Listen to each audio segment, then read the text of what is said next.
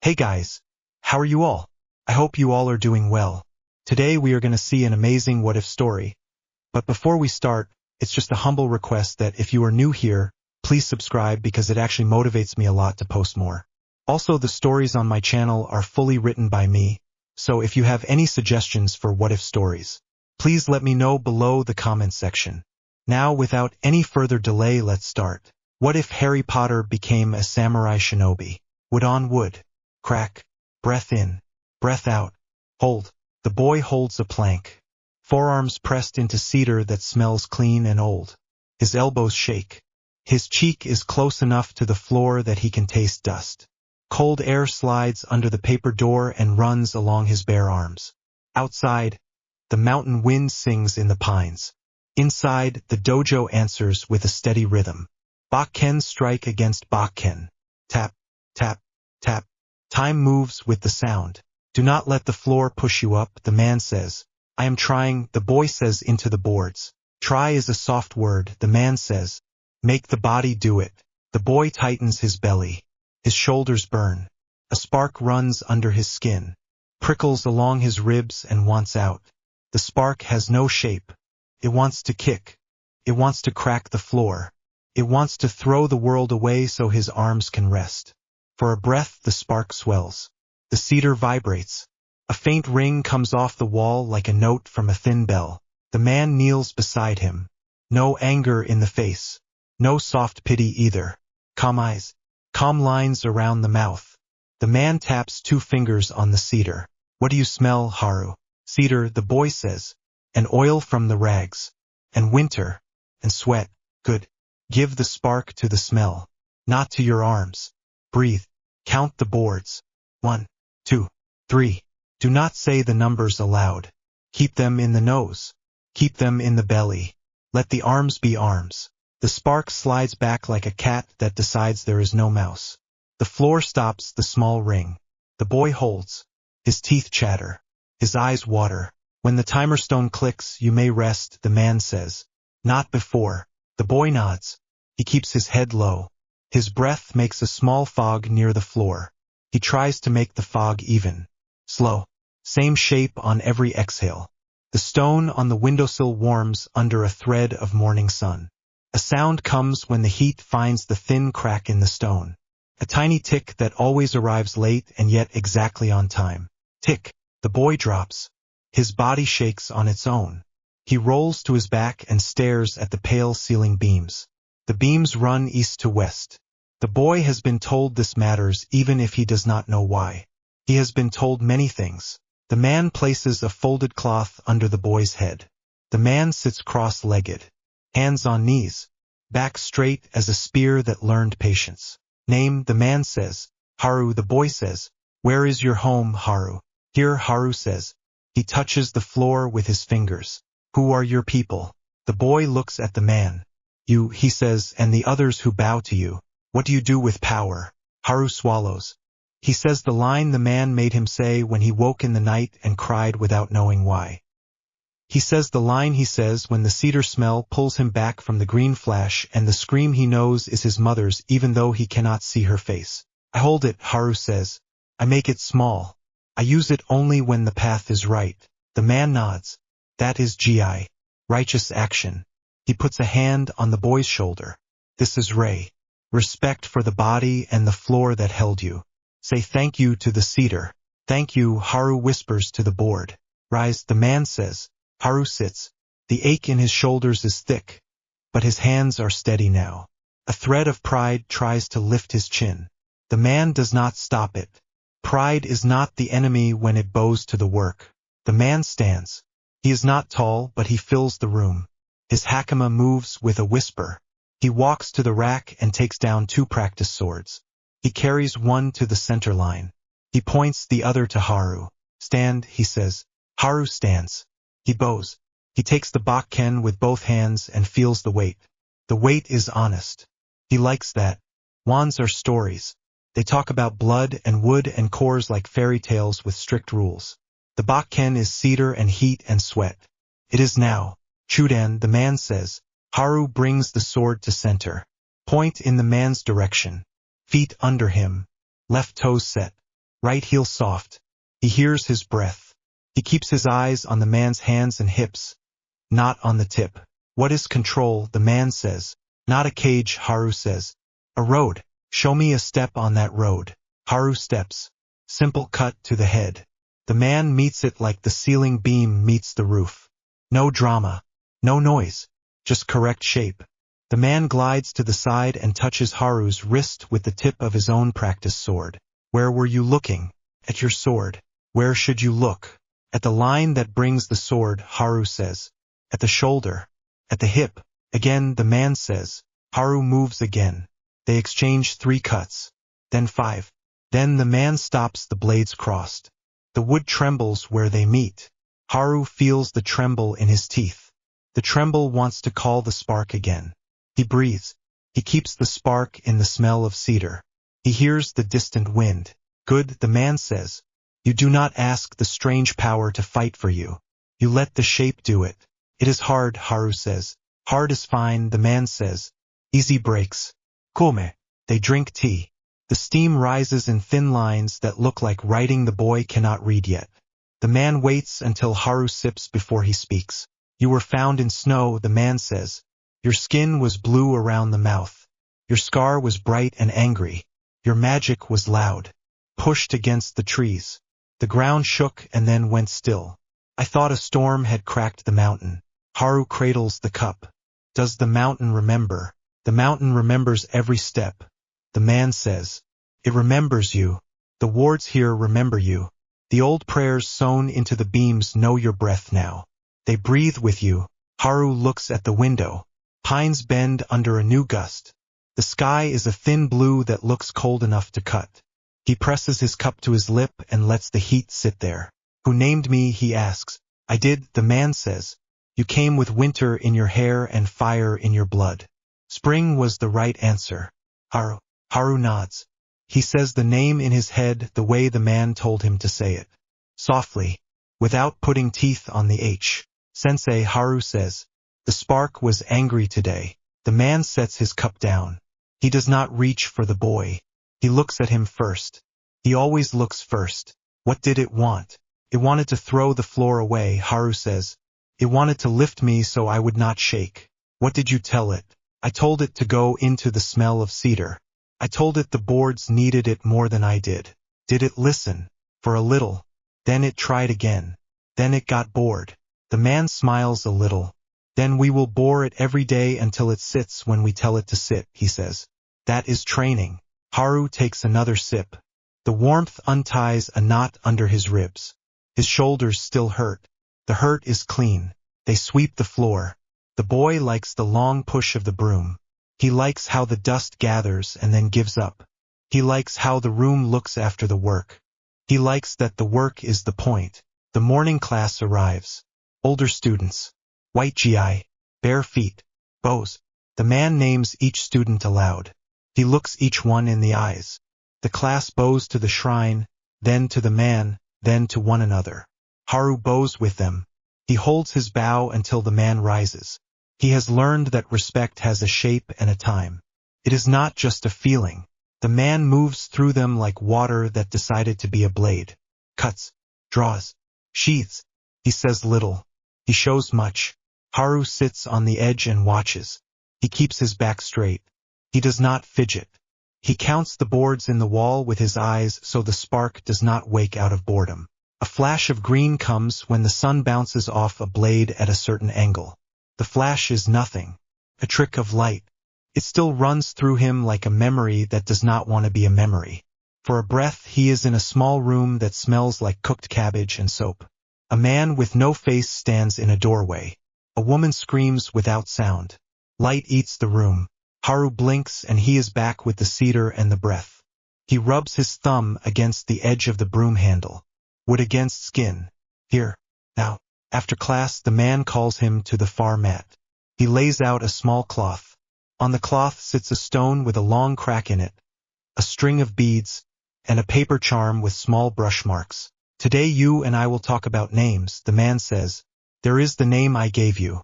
There is the name your mother gave you. There is the name the world will try to give you. You do not have to take that one. What will the world call me? Haru asks. A tool, the man says. A child to own. A danger. A gift. A hero. Curse.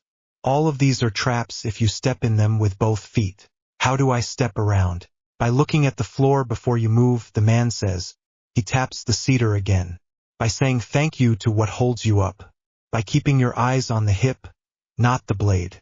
Haru touches the cracked stone. It is warm from the sun. He listens. The tiny tick arrives again. He thinks of time as a thin bird that lands and lifts. Lands and lifts. He smiles. Tell me about the 7, Haru says. Gi. Right. You. Makoto. Mao. Jin. Chugi, the man says, rolling them like smooth stones in the mouth. Justice. Respect. Courage. Sincerity in action. Honor that does not need a witness. Compassion. Loyalty to people who have earned it. Which one do I need today? Gi, the man says. You need to choose right action even when it is small and boring and no one claps. Haru looks at the broom. He nods. That night the wind is loud. The paper door clicks in its grooves.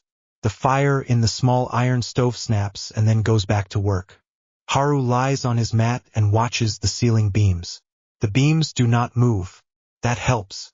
He tries to match his breath to the slow count the man taught him. His belly rises under the thin blanket.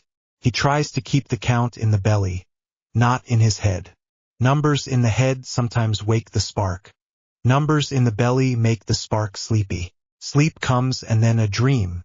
He is on a path in the snow. He is small and his feet are bare. He does not feel cold. A fox walks beside him and does not leave prints. The fox looks up at him with eyes that know his name even though it does not speak. A light opens ahead like a door without walls. The fox stops. Haru walks through. He feels hands that are warm and a voice that says a word he is sure is his old name. Then the light snaps. Green. The world tilts. He falls. He wakes with his heart racing and his hand on his scar. The scar is a tight line. Feels hot. He sits up. He keeps his breath slow on purpose so his hands will not shake more. He stands. He walks to the door of the small room the man uses. He stops. He does not knock. He waits. The man opens the door anyway. I heard you standing there, the man says. Come in. Haru steps inside. The room smells of ink and tea and leather that has seen rain. A long sword rests on a wooden stand. The scabbard looks like it is sleeping. I dreamed again, Haru says. Tell me what stayed, the man says. A fox. A voice that knew my old name. Then green that ate the room. Then falling. The man pours tea. He pours for Haru first. He sits. He waits again. He does not fill the space. He lets the boy fill it. Do you think I did something wrong? Haru asks. Did I make the light come? You were a baby, the man says. Babies do not make enemies. Enemies make themselves. The light was not your fault. What you do with the shaking now is yours. That is enough. Haru looks at the sword on the stand. Will I ever hold that one? If the path you choose asks for it, the man says. A sword is not a cure. Cuts what you tell it to cut. If your mind is crooked, the cut will be crooked too. I do not want a crooked cut, Haru says. Then do not let the spark choose for you, the man says. Let breath choose. Let the boards choose. Let the 7 choose. Haru nods. He drinks. The tea is bitter and good. His hands stop shaking. The man sets a wrapped bundle on the table. Open it, the man says. Haru lifts the cloth. Inside is a small wooden blade carved for a child's grip. The wood is smooth. The balance is better than any toy sword he has ever felt in the hands of the older students when they let him hold theirs for a heartbeat. You will carry this now, the man says. Not to swing it in the courtyard like a rooster. To feel its weight. To learn its silence. You will take it with you when you sweep. You will set it beside you when you eat. You will sleep with it near your hand and forget that you can reach for it. Why do I carry it if I should forget it? Haru asks. Because forgetting is the first lesson in not needing it, the man says. Haru bows with the blade held across his palms. Thank you. Say thank you to the cedar too, the man says. Haru smiles. Thank you to the cedar. The next morning is colder. Frost draws thin white lines across the porch boards. Haru's breath makes a steady cloud as he runs in small circles around the yard to warm the body. The man ties a strip of cloth around Haru's eyes. You will walk the room, the man says. Slow. Hands open. Do not lift the feet. Let the soles feel the grain of the floor. Know where you are without looking. Haru walks. The cedar speaks in tiny changes in the grain. Crack here. A knot there. A seam where two boards meet. He moves along the wall and finds the corner with his palm. He moves back to center and counts steps. He shapes the space in his head with the smell and the sound of his feet and the way the air moves on his skin. When he stumbles, he does not grab. He waits. He breathes. Good, the man says. Again. Then one more time so you do not end on a mistake. Haru laughs a little.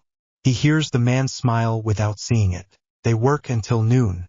They do not speak much. The work speaks. Haru holds the small blade for a breath at a time and then sets it down. He learns how to move his hips without lifting his shoulders. He learns how to let the floor give him power instead of trying to fight the floor. He learns where his feet should rest so his knees do not hate him when he is old. A woman from the village brings rice and fish. She bows.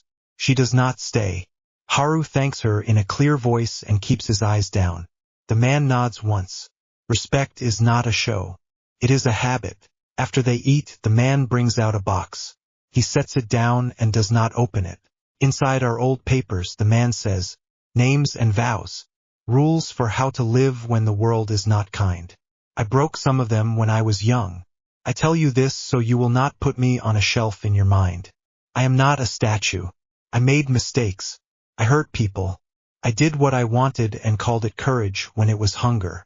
This place burned once because of me. Haru looks at the hearth. He looks at the beams. He cannot imagine them black with smoke. What did you do? Haru asks. I followed a lord who loved glory, the man says. I called it loyalty. Chuji bent into a hook. Took years to sand the hook away. When the fire took the old roof, the only good thing I did was carry an old man out. After that, I decided to learn patience. Then I decided to teach it. Not because I am noble, because the other path was worse. Haru listens. He does not try to comfort the man. He is too young to dress old wounds with words. He lets the story sit in the air until the air accepts it. This is why I push you, the man says. Power without a road makes a ruin. We will make a road. Slowly. Every morning. Even when the wind is cruel. Even when sleep was thin. He looks at the small blade on the mat. Stand again, he says. Haru stands. The man sets his own practice sword aside and holds out his empty hands. Today we practice without the blade, the man says. Hands show where your mind really is. Haru steps. The man guides his elbow with 2 fingers. He taps Haru's knee with a knuckle when it drifts. He says good when it is good. He does not say more than that. As the light fades, the wind picks up and the first flakes of snow come in slow. Haru is sore and glad. He puts the small blade on the stand beside his mat. He bows to it before he lies down. The spark inside him is quiet. It does not feel dead. It feels like a large animal that agreed to sleep on the far side of the room. In the night, a sound comes from the lower hall. Not wind. Not the stove. Soft feet. Haru sits up and listens. He takes the small blade and holds it against his thigh, not raised. He walks to the door and opens it. A shadow stands at the end of the corridor. Small. Human shape. Bare feet. It breathes a little too slowly to be the man. Tilts its head. Haru feels the spark wake and stretch. The air goes colder near his face. He does not call out. He does not step forward. He keeps his breath even. He looks at the shadow's hip. Not at the hands. Not at the face. The cedar smell is thin here. He brings the smell back with a memory of the morning sweep. He lets the spark slide into that memory. The shadow turns and moves toward the outer door. It does not open it. It walks through it without touching it. Haru stands alone in the hall. His legs shake. He can hear his heart like a small drum. He stays until the shake is done. He walks to the man's room and stops outside. The door opens. You felt it too, the man says. Yes. The man ties his robe. He brings a lantern. They walk to the outer door. The snow is thicker now. The porch is white. The yard is white. The tracks are not there. The shadow left nothing on the boards. The man sets the lantern down. He closes his eyes. He listens with his whole body. He breathes once, twice, 3 times. A fox has been seen in the pines, he says. A sign. We will be careful and still. The wards hold. But something will come looking. It always does when power chooses a new road. Haru looks into the dark. He does not try to look past what he can see. He keeps his eyes on what is near. The door frame, the step, the lantern, the man, his own hands. You did not run, the man says. I remembered the 7, Haru says. And the smell of the floor. The man nods. He rests a hand on Haru's head for a breath. Then he takes it away. He picks up the lantern and they go back inside. He bars the door and checks the paper windows with his palms like a farmer testing a fence. Sleep, he says. Morning will want your best work. Haru lies down. He keeps the small blade where he can touch it without looking. He closes his eyes and lets the cedar and the sound of the wind fill him until there is no room for green light. He sleeps. And the mountain listens. And the wards breathe. And somewhere in the pines a fox sits and watches the dojo roof go white, as if counting how many brave hearts live under it and how ready they are to hold a line. When the sun comes up, the timer stone will tick once. The floor will be cold. The boards will wait. The spark will test him. The road will be there, made of small steps and cedar and breath. He will take the next one. And he will say thank you to what holds him up. The training hall sits on a shoulder of dark rock that looks down on a strip of pale beach and blue water. The air carries salt and pine. The floor is cedar again, but this cedar is older and the grain runs like quiet rivers under the feet. Lantern light hangs from black beams and throws long bars over the mats. Doors stand open on 2 sides. A shrine looks out toward the sea. Students file in from the right and bow one by one to the small altar, then to the instructors near the center line. Outside, gulls swing past and vanish behind the corner of the roof. Haru stands with his hands at his sides and his small practice blade resting flat on his left palm. Sensei Masato walks a step behind him in quiet sandals. They stop just inside the threshold and bow. Haru keeps his eyes on the floor for one calm breath, then lifts them to take in the room. He notes the window near the far wall and the rack of bois near the curtain. He sets the small blade on a neat fold of cloth near the edge of the mat and straightens. A student his age watches him from across the line. Broad shoulders, short hair, calm jaw. The boy tightens the tie of his gi and rolls his wrists to loosen them. Another student stands near the ropes that divide the hall into 2 lanes. She has dark hair cut clean and eyes that measure without being cruel.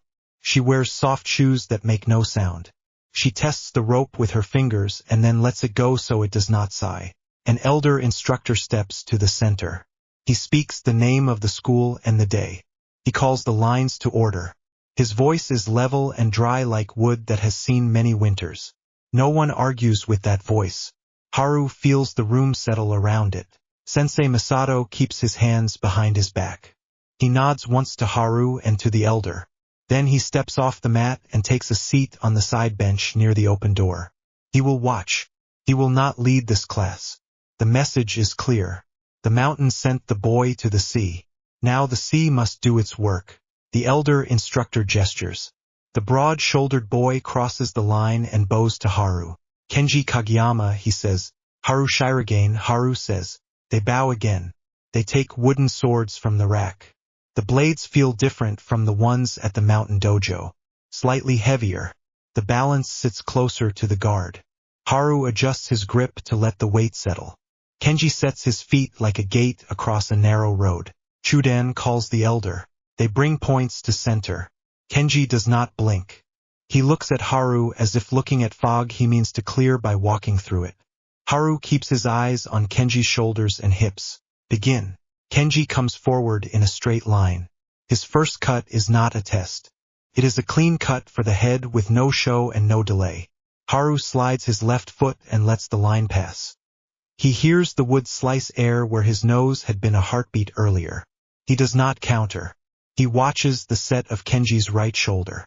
The next cut comes down again, then a third in a short rhythm, all vertical, all honest. You like the roof beam? Haru says as their swords press and shudder.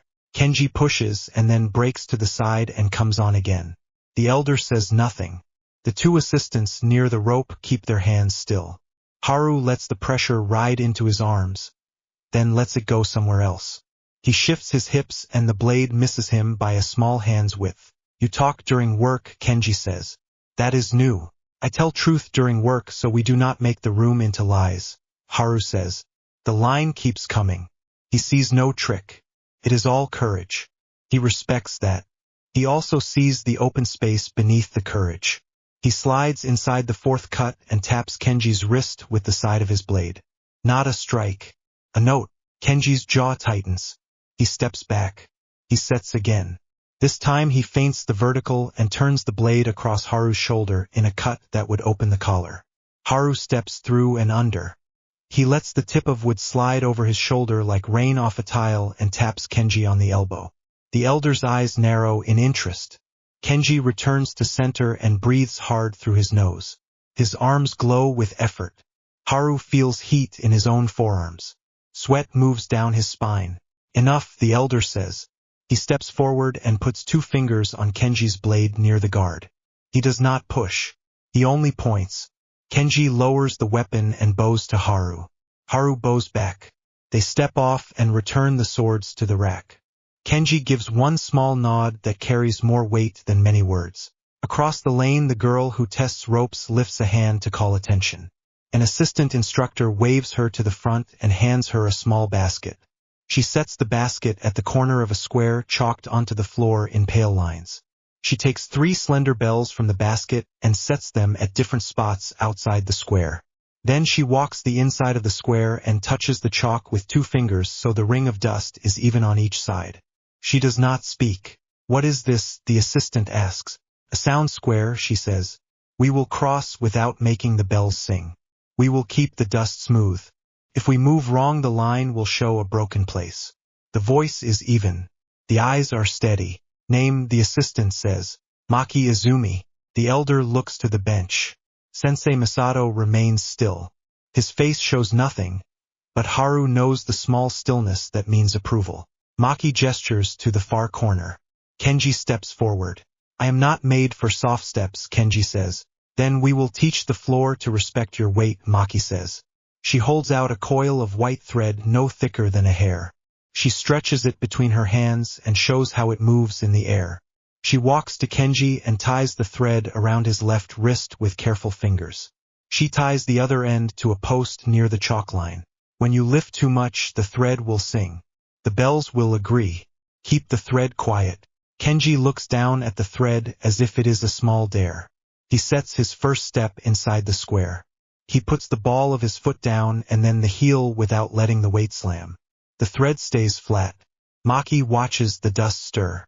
She nods once. Kenji takes another step. The bell rings a small complaint. He stops. He adjusts. He takes a third step and clears the corner. He looks up at the elder. He does not smile, but his ears have gone a little red. Haru, the elder says. Haru moves to the near corner. Maki offers the same thread. He holds out his wrist. He notices her hands. Strong fingers. No wasted motion. You have done this, she says. I walked a room with a cloth over my eyes. Haru says. No thread on my wrist. The floor spoke with its grain. The floor speaks here too, Maki says. Just a different voice. Haru steps. The thread stays quiet. He glances at the chalk and sees a swirl he did not cause. He stops and looks for the draft. There is a gap under the far door near the hinge. The sea wind runs a finger along the floor there. He tracks that touch with his eyes so he does not blame himself for the swirl. He moves again. The bell stays silent. He crosses the square and turns and crosses back. He steps out and takes the thread off and wins it back for Maki. He bows. All 3 of you, the elder says. Kenji. Haru. Maki. He points to the far lane. There is a rope ladder hung from the beam and blocks set at odd angles on the mat. A line of students wait with small packs filled with stones. The elder holds up a hand scale. He weighs 1 pack and puts it in Haru's hands. He lifts another and hands it to Kenji. He gives Maki a third that is a little lighter than Kenji's. We do not cheat the body, the elder says. We do not pretend the field is level. Each of you has a path. Know it. Work with it. They circle to the far lane and set the packs on their shoulders. The ladder sways. The first student goes hand over hand and then slips and hangs from one hand while the others make no sound. He recovers and keeps going. The second student moves like a cat. The third loses a block under his heel and almost falls, then bounces to the next with a grunt he tries to swallow. When Haru's turn comes, he moves without haste. He does not show off. He measures each rung with his hands and pulls in small pieces that do not shake his shoulders. He steps onto the first set of blocks and sets each foot with care. He feels his ribs try to lift with the old spark. He answers with the memory of wood smell and lets the spark drift to the edge of the mat. The blocks carry him to the end in a slow arc that keeps the elder's face still. Kenji comes behind him and hits the ladder like a soldier taking a wall. The rope creaks and the rung bites his palm. He almost bursts the first block when he lands on it. He takes the warning and pulls back a hair. He adjusts without losing the line. The elder nods. Maki comes third. She moves so the ladder barely swings. On the blocks she steps in the lower left corner every time. Haru sees how she sets the foot on the quiet place where the block meets the mat. He files that away. The class breaks into small groups. One assistant takes Kenji and 4 others to work the long draw. Another takes Maki and a set of students to a corner strung with rice paper screens. They will practice moving through a space without changing the sway of the screens. Haru is sent to a line of targets that hang at shoulder height. The targets are small sacks of sand tied with twine. A senior student stands by the first target. He wears a red cord at his waist that marks him as a leader among the students. He carries a light staff. He flicks the staff in a short arc and taps the sand sacks so they move. He speaks without looking at Haru. You are the one from the mountain, he says. Yes. Your power is loud, he says. We heard it before you reached the gate.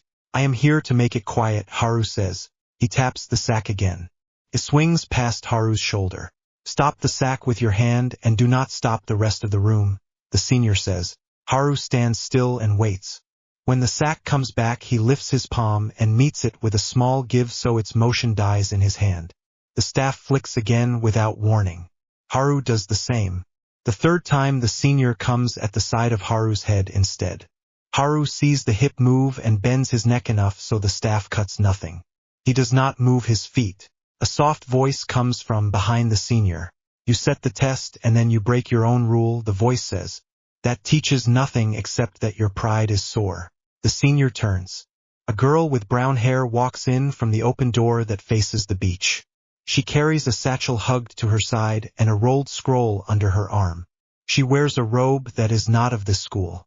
It shows a crest with a lion in a circle and stars above. She sets her satchel near the pillar and bows to the elder first, then to the assistants, then to the students. Her bow is careful. It is not deep enough for a local, but it is sincere. The elder regards her for a long breath. He does not speak. Another instructor steps close and murmurs. The elder nods once. Hermione Granger, the girl says, exchange scholar under the International Confederation. Here to study wandless practice and the effect of physical discipline on spell intent. She looks at Haru. Her eyes are quick and kind. She takes in the thread on the post and the bells and the chalk square. She takes in the staff and the red cord. The senior student bows to her and to the elder. I was not trying to bruise him, he says, only to see if his eyes look where they should. Hermione steps around him and faces Haru. She sets her feet at an easy width and lifts a palm toward the nearest sand sack. May I, she says. Haru nods. She moves her palm through the air and the sack stops before it reaches the peak of its swing. Haru feels a small pressure flow past him like the hush before a page turns. No wand. No word. Just choice and clean shape. You do not lift your shoulders when you do that, Haru says. It makes the magic go to the wrong places if I do, she says. I am trying to make it honest. The elder clears his throat. You are a guest, he says to Hermione. You do not interrupt tests. You ask and then you show that you can listen. She bows again. You are right, she says. I will ask. May I work with him? You may, the elder says. If he agrees. Haru looks at the senior student with the red cord. The boy's jaw is tight, but his eyes are a little amused now. He gestures with the staff toward the target line. It is your mat, he says to Haru. Choose. Haru bows to him and then to Hermione. Work with me, Haru says. They step to the side where a line of small stones mark a boundary between mats. The sea light shifts against the far wall. A gull cries once and is gone. Hermione sets her satchel down and opens it. She takes out a small notebook and a stick of charcoal. No metal nib. No glass bottle. She looks at Haru. How do you shape intent when you do not want the magic to speak? She asks. I give it to something that will not shout, Haru says. With smell. The line of a beam. The place where the floor meets the wall. I put the heat there and let the hands do work without asking for help. She nods. In my school they would tell you to find a mental image and fix it and hold it, she says. I tried that for years. Sometimes it worked. Sometimes it made a mess. This is cleaner. She writes short notes in a tiny, tight hand. Show me how you move when you want to be somewhere else without breaking the air, she says. Haru glances at the elder. The elder is watching. He does not shake his head. Haru faces the far post that holds the bell. He sees the thin line of sunlight just above the floor where the door frame does not seal.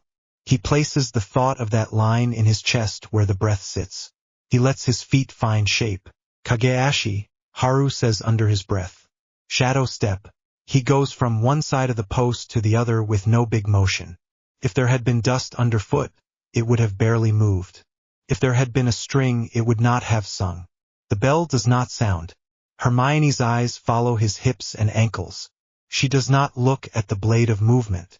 She looks at the line that makes it. He returns to the first spot and does it again slower so she can see the small parts. Heel kiss. Knee bent. Hip low. Shoulder soft. Eyes not on the target but on the road to it. He finishes and waits. Hermione chews the inside of her cheek for a beat. Then she tries to mirror it. The first step is too heavy. The bell answers. She stops. She shakes her head once and sets again. The second try is better.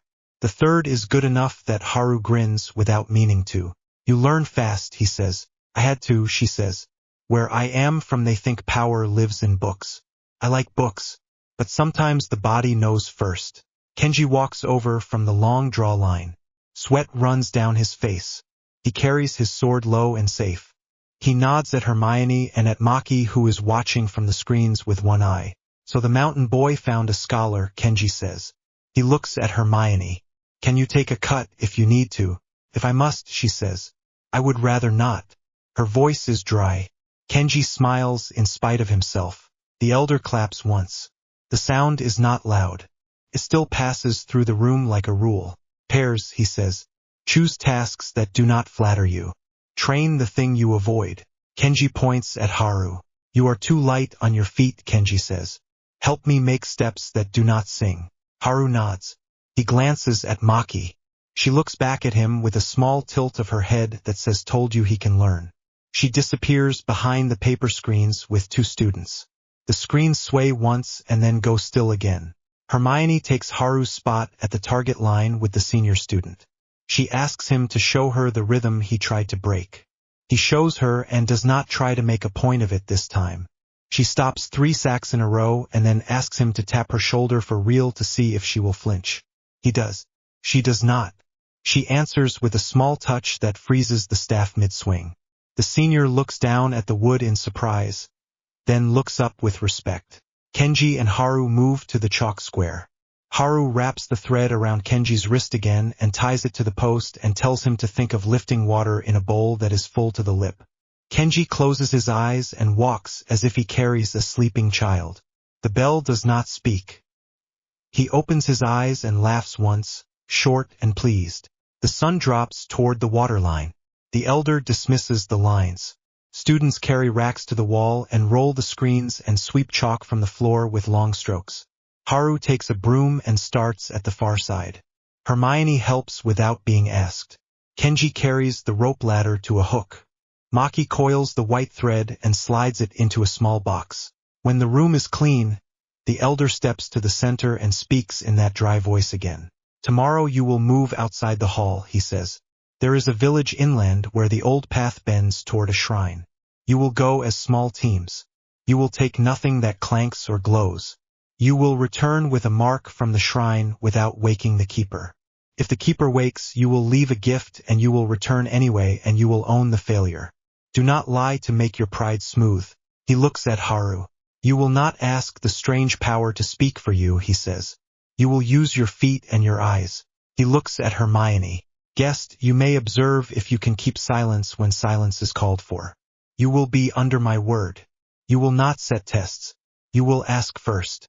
Yes, she says. Her voice is clear. Kenji bows. Maki bows. Haru bows. The elder bows a little back. The room exhales.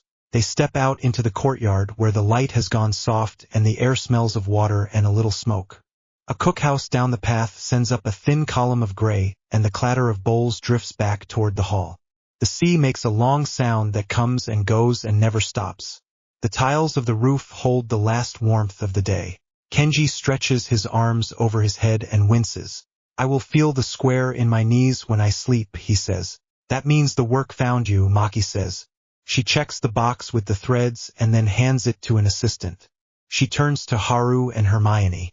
Her eyes are amused but not unkind. Scholar, do not make the keeper angry tomorrow, she says. I will hide behind you when I must, Hermione says. Maki grins. Haru looks at the line where the courtyard stones meet the path. He looks at the gate and the two carved posts that watch it. He looks at the small pool by the stairs where a carp turns once and leaves a circle that widens and disappears. Thank you for not letting him strike me in the head, Haru says to Hermione. He was not aiming to hurt you, she says. He only wanted to see if you would flinch. I would have flinched too when I was new. You did not. I wanted to, Haru says. I decided not to. He forces a small smile that feels more real than brave. Kenji points at the cookhouse. Eat, he says. Then sleep. Tomorrow we walk quiet roads and make old spirits curious. They cross the yard and pass under the gate. A wind slides along the wall and tugs at the edge of Hermione's robe.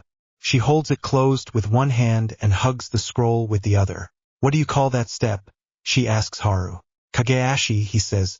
The body goes where the eye has already been. The rest of you only follows along. She nods and repeats the phrase under her breath until it sits well in her mouth. They sit on low stools and eat rice and fish with tea. The room is bright and loud. The loud is friendly. Students trade small jokes and small complaints. Kenji tells a story about a cut that nearly took his ear and how the master of that day did not laugh until Kenji laughed first. Maki argues with a boy from a northern island about the best kind of soul for quiet work. Hermione asks short questions and listens to the answers and then gives one sentence from her school that makes two students lean closer because it explains a thing their teachers told them but never made plain. Haru eats and listens and relaxes.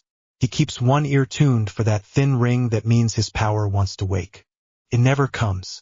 When he is done, he carries his bowl to the tub by the door and washes it clean and sets it to dry. He follows Kenji and Maki and Hermione across the yard to the sleeping rooms. They stop at the cross path where the corridors divide. I will be in the small library after lights, Hermione says. I want to draw the footprint of your step while it is still warm in my head. If you want to check my drawing, come for a minute. If you want to sleep, then sleep. Haru glances at Kenji. Kenji shrugs in a way that means do as you like. Maki lifts a hand in a small wave and turns down the right corridor with the thread box under her arm. Haru sleeps first, he says to Hermione. Then I will come for a small time. Good, she says. Her smile is quick. She goes left toward the library and vanishes at the turn. Haru lies down on a thin mat in a room that smells of straw and salt and dust. Students breathe around him in the near dark. A boy snores softly 2 mats down. Haru watches the line of light under the door fade. He closes his eyes and waits to see if the green flash comes. It does not. He sleeps. When he wakes an hour later, the room is quieter. He rises without a sound, ties his robe, and steps into the corridor. He passes 2 doorways on his left and 1 on his right. He counts stones without counting. He keeps his weight soft. He reaches the library door and slides it a finger width. The room holds oil and paper and ink. Hermione sits on the floor with her notebook open and a small lamp beside her. She has drawn a series of black steps across a page that looks like a dance for ghosts. She looks up and smiles. "You came," she says. "Only for a minute," he says. "Show me where this is wrong," she says. She points to a turn near the pillar where his hip might lift by mistake. He kneels and traces the line with one finger, then moves the mark a thumb width to the left. "Here," he says. The board dips there. The air moves toward the door. "If you step where you drew it, the bell will find you." She draws the new line, then closes the book and sits back. "We will go to the shrine," she says. "We will bring back the mark without waking the keeper. You will walk and I will try to walk, and Kenji will make the floor respect him, and Maki will teach the path its own quiet." This sounds like a story that ends in a calm place. "It may not," Haru says. "Calm is a wish. Work is a fact." She nods. "Then we will work." He stands. He thanks her for the drawing. He steps out and closes the door and walks back along the corridor. He passes the pool in the courtyard and sees the carp turn again in the faint starlight. He smells the sea and a thread of smoke. He goes to his mat and lies down and lets the boards hold him up. Morning will bring the road. The elder will point to the gate. The team will walk under it and into a village where a keeper rests. If they wake the keeper, they will own it. If they do not, the chalk in the elder's hand will seem a little whiter when they return. Haru closes his eyes and lets sleep take him without a fight. The room breathes. Outside, the tide pushes and then pushes again, like a long lesson that does not end. The elder calls names in the hall and points to the gate that faces inland. Teams form without fuss. Packs are small. Ropes are looped neat. Paper charms rest flat in a wooden tray. No metal. No glass. No light unless someone cannot see their own hand. Haru stands with Kenji and Maki near the open door. Hermione waits a step back with a slim satchel and a notebook tucked inside. She glances at the elder to see if she will be allowed to speak. He does not nod. He does not forbid her either. "This began as a quiet errand," the elder says. "Bring a mark from a shrine without waking the keeper. If the keeper wakes, you leave a gift and accept it. You do not run. You do not lie. You do not argue with the land." His eyes move from Kenji to Haru to Maki and then to Hermione. "Guest, you may observe. If you must act, act only to keep the team whole." "We will keep the team whole," Hermione says. They bow. They pass under the gate and take the narrow road that snakes between low stone walls. The air changes as they leave the sea. The salt thins. Pine thickens. Dry needles hush underfoot. A small stream crosses the path and then hides under ferns. The ground lifts. The light shifts as the trees grow close. Maki takes point. She does not speak. She raises a hand and the line halts while she kneels by a muddy patch where the path chokes into brush. She touches the print of a small hoof and then a second print that is longer and human. She looks at the edges of the print and then at the broken stalks of grass on the right. She points to the right and moves again. Kenji keeps middle. Haru brings up the rear so his eyes can find what the first two cannot see. Hermione walks on the far left where the ground is firm and puts each foot down as if the floor has ears. By late morning the trees thin and give way to a string of deserted houses that lean into one another. Paper doors hang loose in their frames. A prayer bell sits on a post with no rope to pull it. A shrine stone leans in a garden where weeds have grown waist-high. No chickens. No old dog that should bark. Even the flies keep their distance. Maki raises her hand again. This time she does not kneel. She stands and listens with her whole body. Kenji frowns and opens his mouth to speak. Hermione touches his sleeve and shakes her head. Haru keeps his eyes on the far eaves. The quiet is wrong. It is the kind of quiet that happens in a room when someone walks in with bad news and no one knows who should say something first. "Hear that?" Maki says at last. "I hear nothing," Kenji says. "That is the point," Maki says. They move down the alley between two houses. The path opens onto the village square. A dry well sits in the center. The rope has been cut clean. The roof over the well leans at an angle as if someone pulled it once and then gave up. There is a hall at the far end with a stage and a thin curtain in front of it. On the stage sits a low table. On the table rests a long-necked instrument with 4 strings. Its dark body shines, though the room has not seen care in years. Bells would ring if anyone were foolish, Hermione whispers. The sound would not carry right in here. It would crawl along the floor and make your knees go weak. What is it? Kenji asks. A biwa, Hermione says. Maki keeps her eyes on the stage. The air around the instrument has a small tilt to it. The hair on Haru's arms prickles. He smells dry wood and the faint acidity of old strings. He also smells a sweet rot that does not belong to plants. Haru feels the spark under his ribs wake with a slow stretch. It leans toward the instrument like a moth that sees a lamp and lies to itself that it will touch and then turn away. Haru answers with breath and with the image of cedar grain. The spark breathes with him. It does not go back to sleep. It watches. This is no simple keeper, Maki says. We came for a shrine mark, Kenji says. Now we have another kind of work, Haru says. The elder said do not set tests, Hermione says. He did not say do not face what is already here. Maki squints at the corners of the hall. Look, she says. Thin threads stretch across the floor. Not spider. Something else. Haru drops to one knee. He sets 2 fingers on the board beside a thread and feels a faint ring, nearly too soft to notice. The ring brushes his knuckles and tries to keep moving up his arm. It dies before it reaches his elbow. It is not the kind of magic he knows. It is older and it is patient. If we make much sound, it will feed, Hermione says. It will pull at our center through the floor. It will grow. How do we move in a room that eats sound? Kenji asks. We give it nothing to chew, Maki says. She opens a pouch and takes out small rolls of cloth. She unwraps them. Each roll holds little plugs of cotton and thin strips of oiled paper. She hands them out. Not to block the ears, she says. That will make you clumsy. Wet the paper with a drop of tea and lay it on the soft bone behind the ear. It steals a little of the path that sound uses. Then put the cotton just inside the ear so you remember to keep your jaw loose. If you clench, you will lose balance. Hermione lifts her hair and sets the paper. Then the cotton. Kenji follows. Haru does the same and feels the tone of the world change. The air still moves. The floor still speaks through his feet. The bite of sound is softer now. Haru, Maki says. Your step. He nods. Kageashi. Shadow step. He shows the first 2 moves. Heel kisses. Knee greets the line. Hip stays low. The shoulders do not announce the body. He does not hurry. He points to the route along the left wall where the boards look less tired.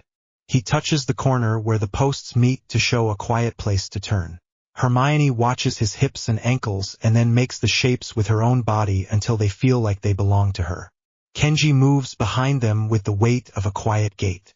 Maki keeps last. She unwinds a length of thin cord treated with ash and salt. She lays it along the base of the wall as she passes and settles small charms on the cord at the places where the threads cross the walkway. What does that do? Kenji asks without turning his head. The cord eats some of the pressure if the room tries to take us, Maki says. It is not pretty. It will keep a friend on his feet for a count so someone can grab him. Haru reaches the edge of the stage. The curtain has gone brittle. He does not touch it. He looks under it. The space below the table is bare. The biwa rests in the center of the table with its neck pointing to the side door. No hands move the strings. No wind. Yet a note slides out of the dark and climbs into the room and waits there. It is like a mosquito that does not touch skin yet makes the skin want to scratch. The note thickens. Kenji sways once and plants his feet. Hermione squeezes her jaw and then loosens it. Maki sets another charm and breathes slow. I will go, Haru whispers. If I fall, pull me back by the belt. Do not let me speak if I start to speak something that is not mine. We do not recite in here, Hermione says. If you must, you say one word that means home and you say it once. Haru nods. He eases onto the stage. The board under his left foot whines and then thinks better of it. He slides along the edge of the table and stops where the neck of the instrument meets the body. Up close he can see the shine is not polish. It is a kind of oily light that gathers where hands would touch. The strings are a dull white. They look like they might crumble if you pluck them. They do not. They hum more as he draws near. The spark inside him shifts. The hum touches it and it wants to lean forward. He lets the breath widen in his ribs. He gives the breath to the old cedar way back in the mountain hall and not to the hum. He slowly lifts his right hand and sets his index and middle finger over the space where the neck joins the body. In people that is a joint. In a thing it is a knot that holds too much. He loses the urge to speak. That scares him more than a shout would. Haru, Hermione whispers. Here, he says. The word feels heavy. He holds it in the back of his teeth. Maki hushes with her palm. Kenji crouches with his hand on Haru's belt. The biwa sings one thin stroke and then hits a deep note that does not belong to a wood body. The floor answers. The cords along the wall go tight. Two of the small charms pop and die. Hermione presses her fingers into the bone behind her ear and breathes through her nose so her chest does not jump. Kenji sets his heels and bends his knees as if he wears extra weight. A pale shape rises near the corner of the stage. It looks like a woman in an old robe. It does not look toward them. It turns toward the wall where a line of childish paintings hang under dust. It lifts its hand and then lowers it. There is no face where the face should be. There is a hole. The hole opens and green light tries to come through and cannot. The figure melts into the corner and bleeds into the grain. Haru touches the join. He uses no words. He uses intent and the shape of a cut he learned a week ago with the small wooden blade. He shapes that cut into his hand without drawing any steel. He drives the two fingers into the join with a short snap that goes to the bone. The strike is not heavy. It is exact. Kyusho. His breath stays in his belly. He drops his shoulders at the last instant so the power does not leak into his neck. The note in the room breaks. It scrapes once across the air like a knife on a dish and then collapses. The oily light on the wood peels back like a skin and reveals cracks beneath. The cracks run in short rivers over the body and then stop near the bridge. Haru's hand shakes. He wants to strike again. He does not. He waits to see what the room asks for next. The asking comes in a rush. Images fall through him with no order. A narrow corridor. A man in armor that is all shadow. A field of lamps that are not lamps but captured faces. A long table with scrolls that smell of blood. A hand takes up a reed pen and writes the same word 3 times in 3 hands. The man in shadow does not speak. Still the room hears and answers with a chorus. Then a flash of green cuts across all of it and leaves only a ringing that bites the teeth. Haru drops to one knee and breathes through his nose. He tries to speak the word that means home. The word is stuck. The room presses down and tries to pin him. Kenji yanks his belt and hauls him off the stage. Hermione steps into the pressure and lays her palm flat on the floor so some of the push runs into her. She shakes once and then steady. Maki moves with the cord and resets 2 points where charms popped. She reaches into her pouch and takes out a small cone of ash and places it on the table beside the biwa. She lights it. The smoke rises in a thin line that does not bend with the draft. Touches the strings and curls. The note in the room wants to return and cannot find enough path. It is weak now, Hermione says through her teeth. The strike reached the joint. If we do not finish, it will learn our weight and eat around it. Finish how? Kenji asks. Clean cut, Haru says. He is on both knees now. He looks up at the instrument and sees it for what it is. Old wood. A thing taught to lie by a hungry will. He stands. He takes the small wooden blade from his belt and hates it for being a toy when a tool is needed. He looks at Kenji. Kenji understands. He crosses to the rack near the side of the hall and takes down a real blade that sleeps inside plain lacquer. He brings it to the edge of the stage and holds it out flat across his palms. I am not to place this in a child's hands, Kenji says. Then place it in a warrior's hands, Hermione says. The voice is firm. The eyes are clear. There is no pride in the line. Kenji looks at the elder in his mind. He looks at Haru in front of him. He breathes once and the decision settles in his shoulders. He offers the blade. Haru bows his head over it but does not speak the name of the thing. He sets it in his belt with the care of someone setting a sleeping baby into a basket. He steps on stage, not fast, not slow. He plants his feet so the power will have a floor to move through. He draws clean so the scabbard does not scrape. He does not lift his shoulders. The cut is not large. It is honest. He brings the edge down across the neck just above the join he struck.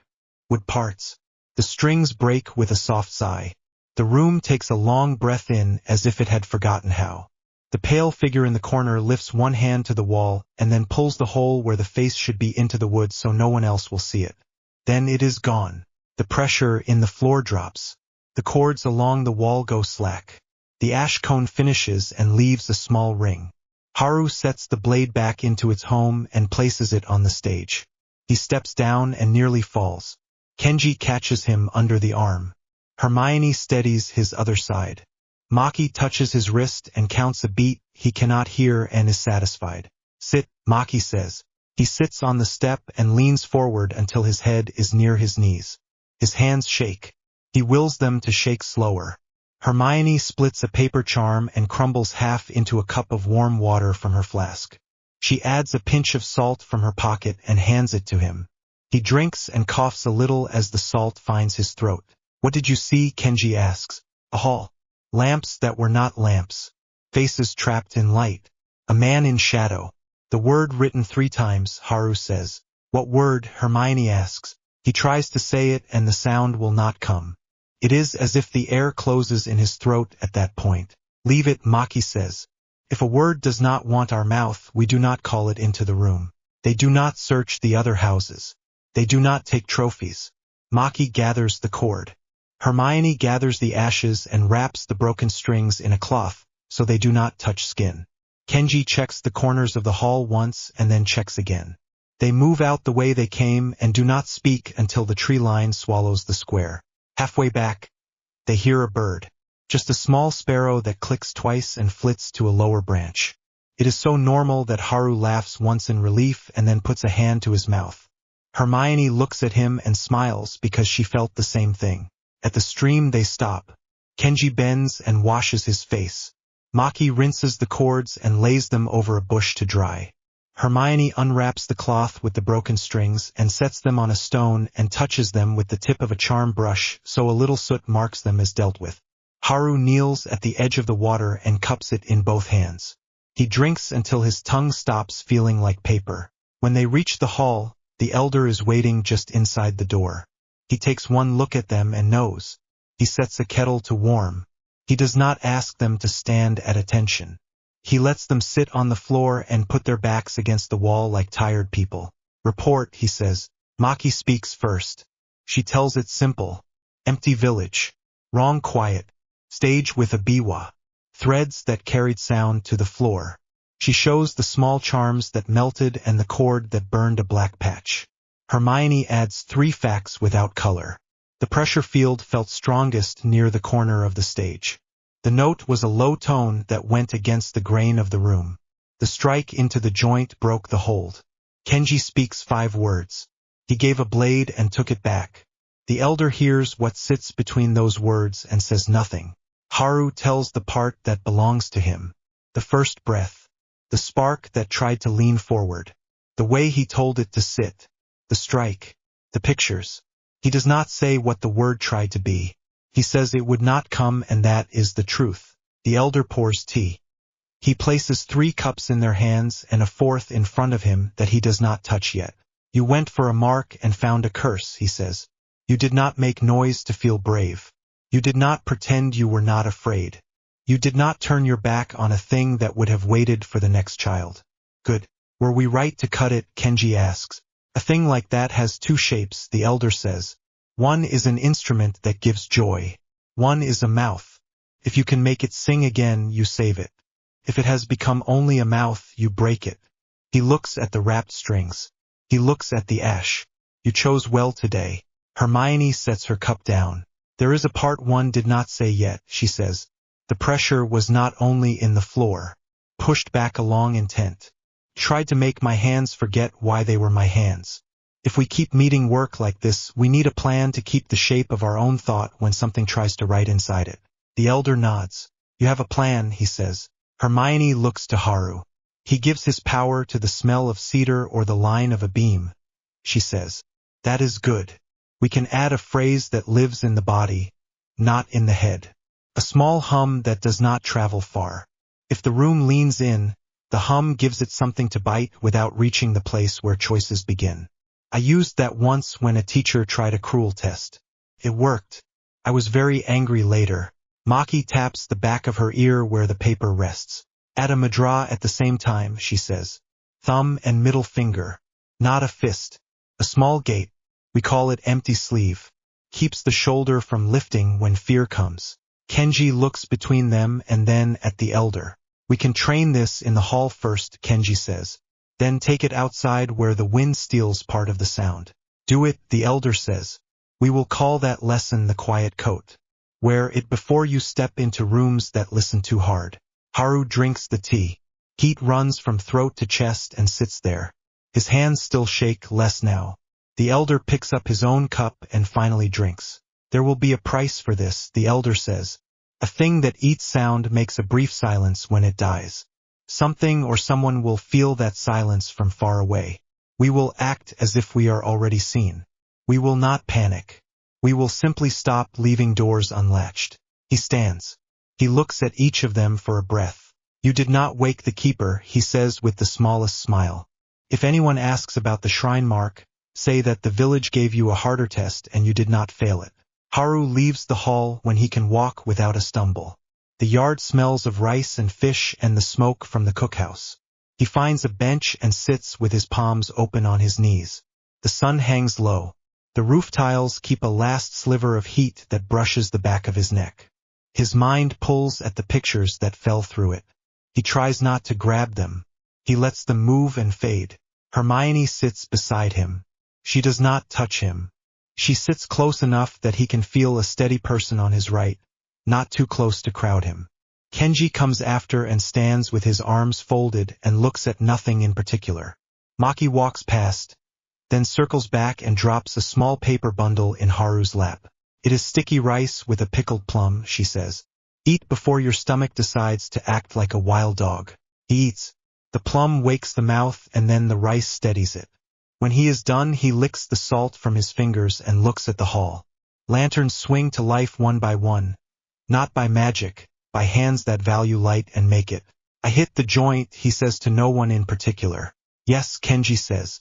Felt wrong to cut a song, Haru says. It was not a song anymore, Hermione says.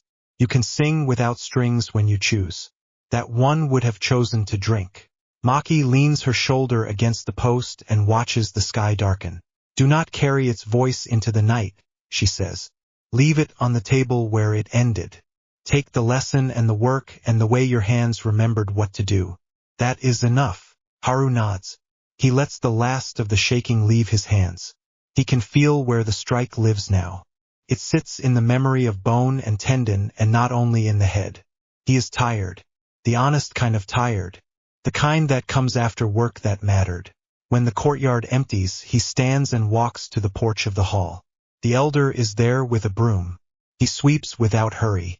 He does not need help. He does not send Haru away either. A fox watched the roof last week, Haru says. It will watch again, the elder says. It will count. When it sees we keep the house, it will not try the door. Haru hears a sound.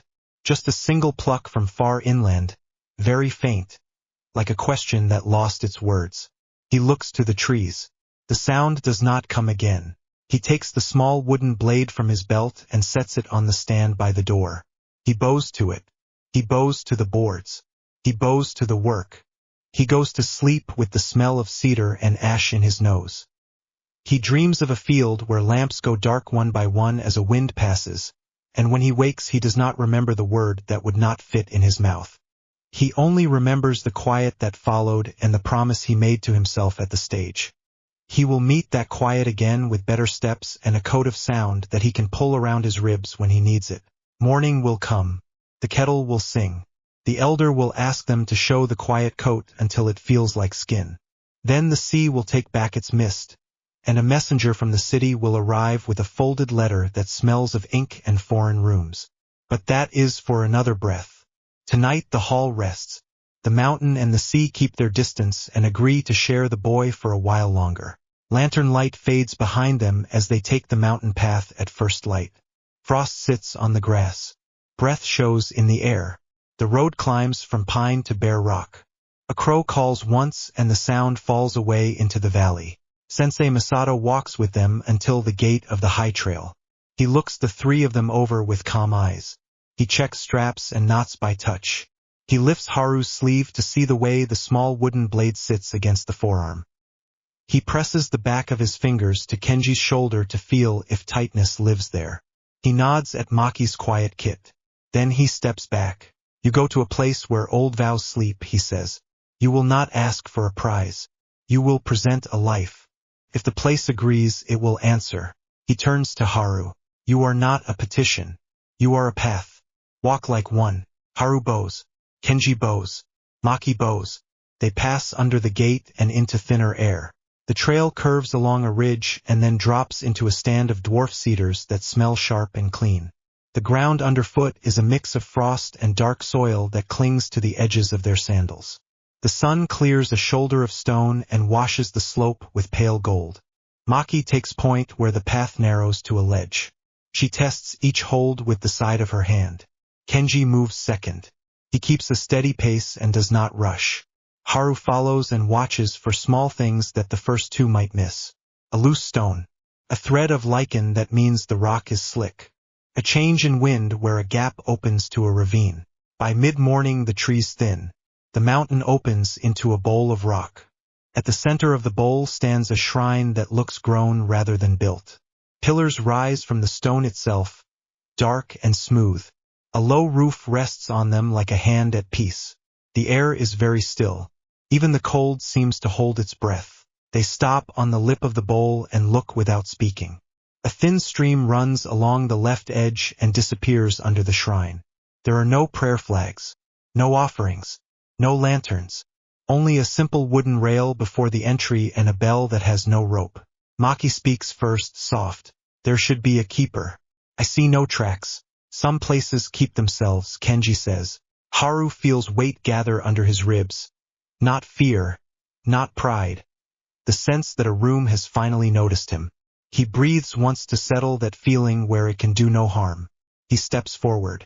At the rail he kneels and touches his forehead to the polished wood. He does not ask for anything. He says thank you to the boards and to the roof and to the stream that does work without complaint. He stands. He removes his sandals and places them side by side. Kenji does the same. Maki follows. They enter. Inside is cool and dim. The floor is clean. At the far end stands a simple stand where a sword would rest. Nothing sits there. To the side, a small stone basin holds clear water. Above the stand, a plank bears brush strokes that spell a single word. Kenji reads it aloud. Valor. The word hangs in the air. It fits the room as if the room had been waiting to hear itself. Maki touches Haru's sleeve. No tricks yet. No hidden threads. The quiet here is honest. A voice comes from the shadow near the stand. It does not startle them. It is not loud. It is the kind of voice a person uses when waking someone from a nap, who comes to hold heat and not be burned by it. Haru steps forward and bows. A student of correct shape, he says. A boy named Haru who was given that name by a man who values patience. A stranger who has learned to say thank you to floors that did not ask to carry him. The voice is silent for a count. There are 3 paths to a blade that can cut what hands cannot reach, the voice says. Strength that does not break, speed that does not waste, and a heart that does not ask to be watched. You will show me each. Kenji glances at Haru. Haru nods once. He does not look back at his friends again. He walks to the basin and wets his hands. He lets the water drip to the floor and does not wipe it on his clothes. He stands in the space before the empty stand and waits for the test to reveal itself. Comes as wind. The air in the shrine moves without noise. Presses forward from the far wall and then shifts left and then right.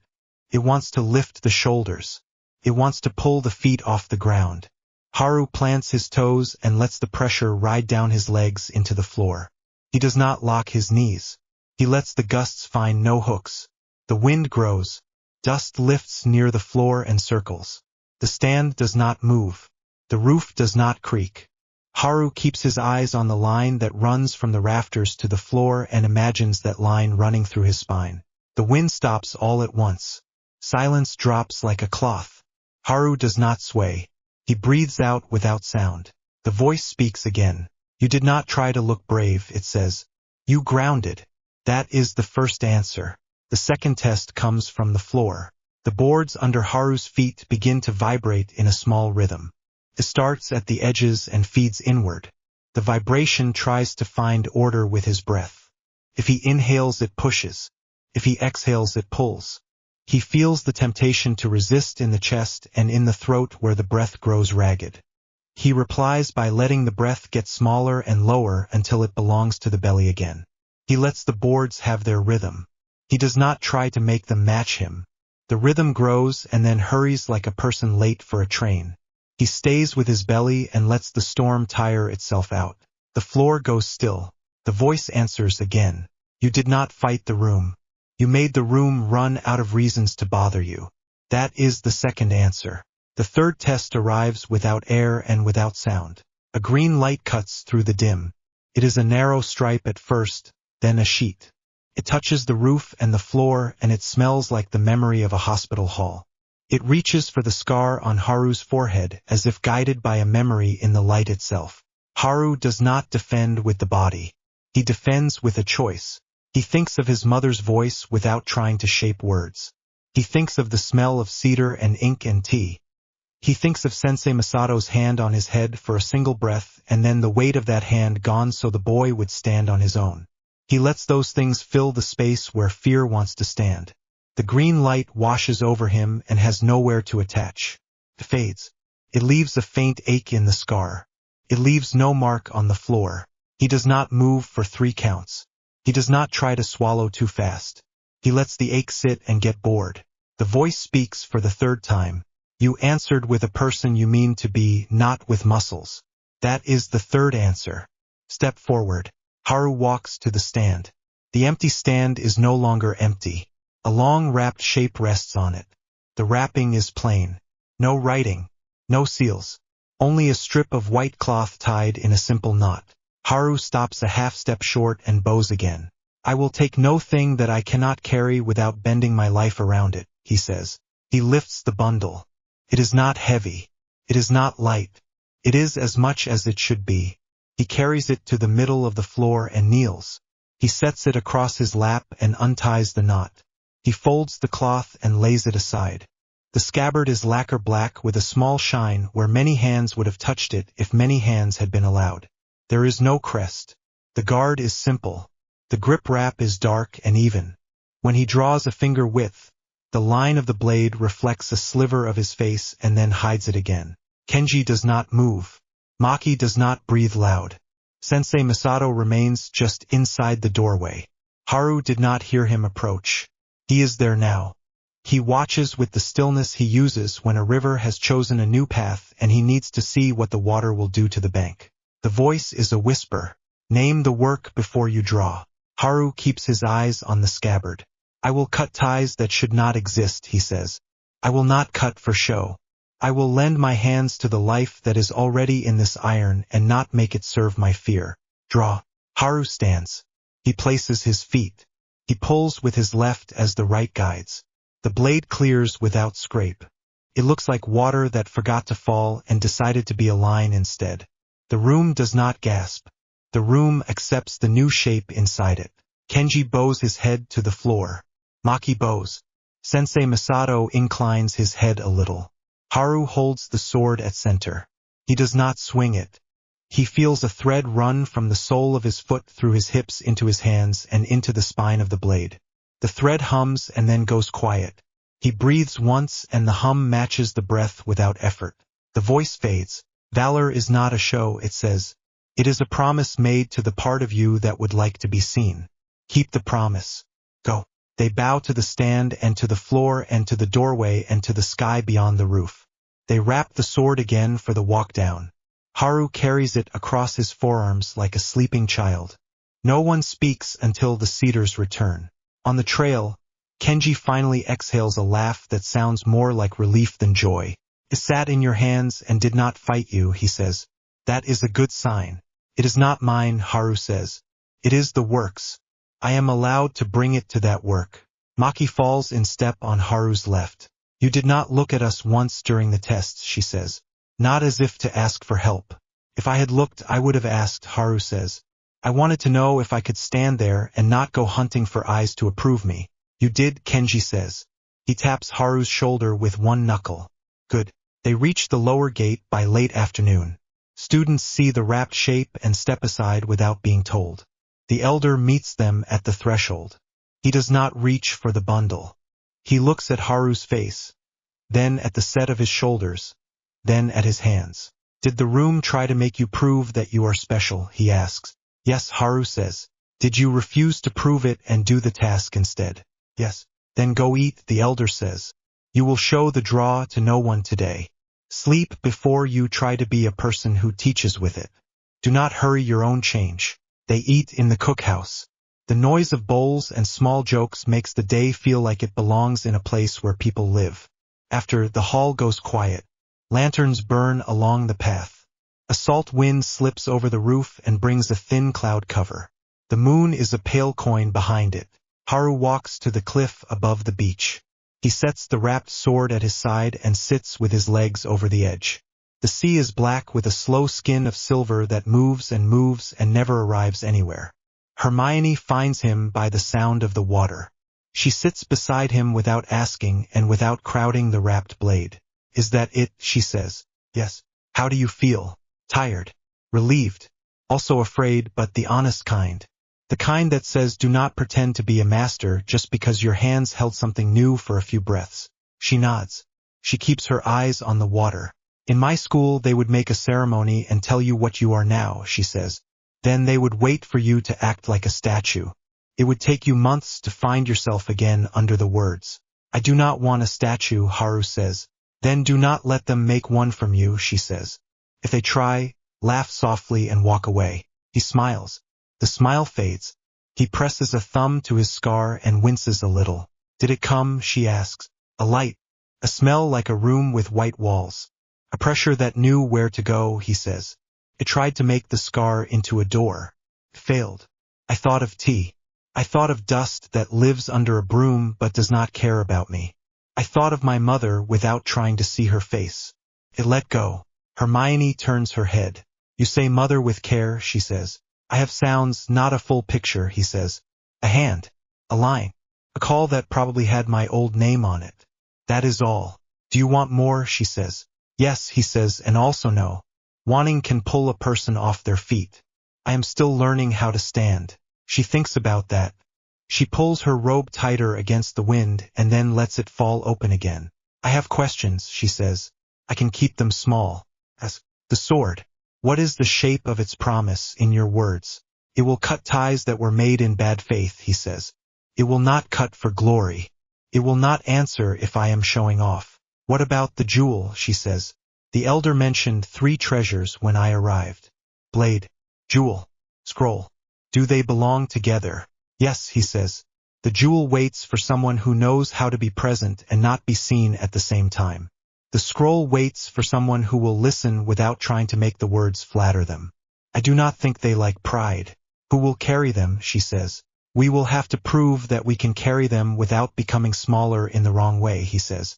If a tool makes you less honest, it is not for you. She sits with that. You talk like Sensei Masato, she says. I listen to him a lot, Haru says. A wave breaks and the white shows for a breath and then goes dark again. Down the path, a dog barks once. Footsteps pass on the road and fade. The lantern at the gate clicks as someone adjusts the wick. Hermione speaks very soft. Tell me the truth of your scar, she says. Not a story that is for a crowd.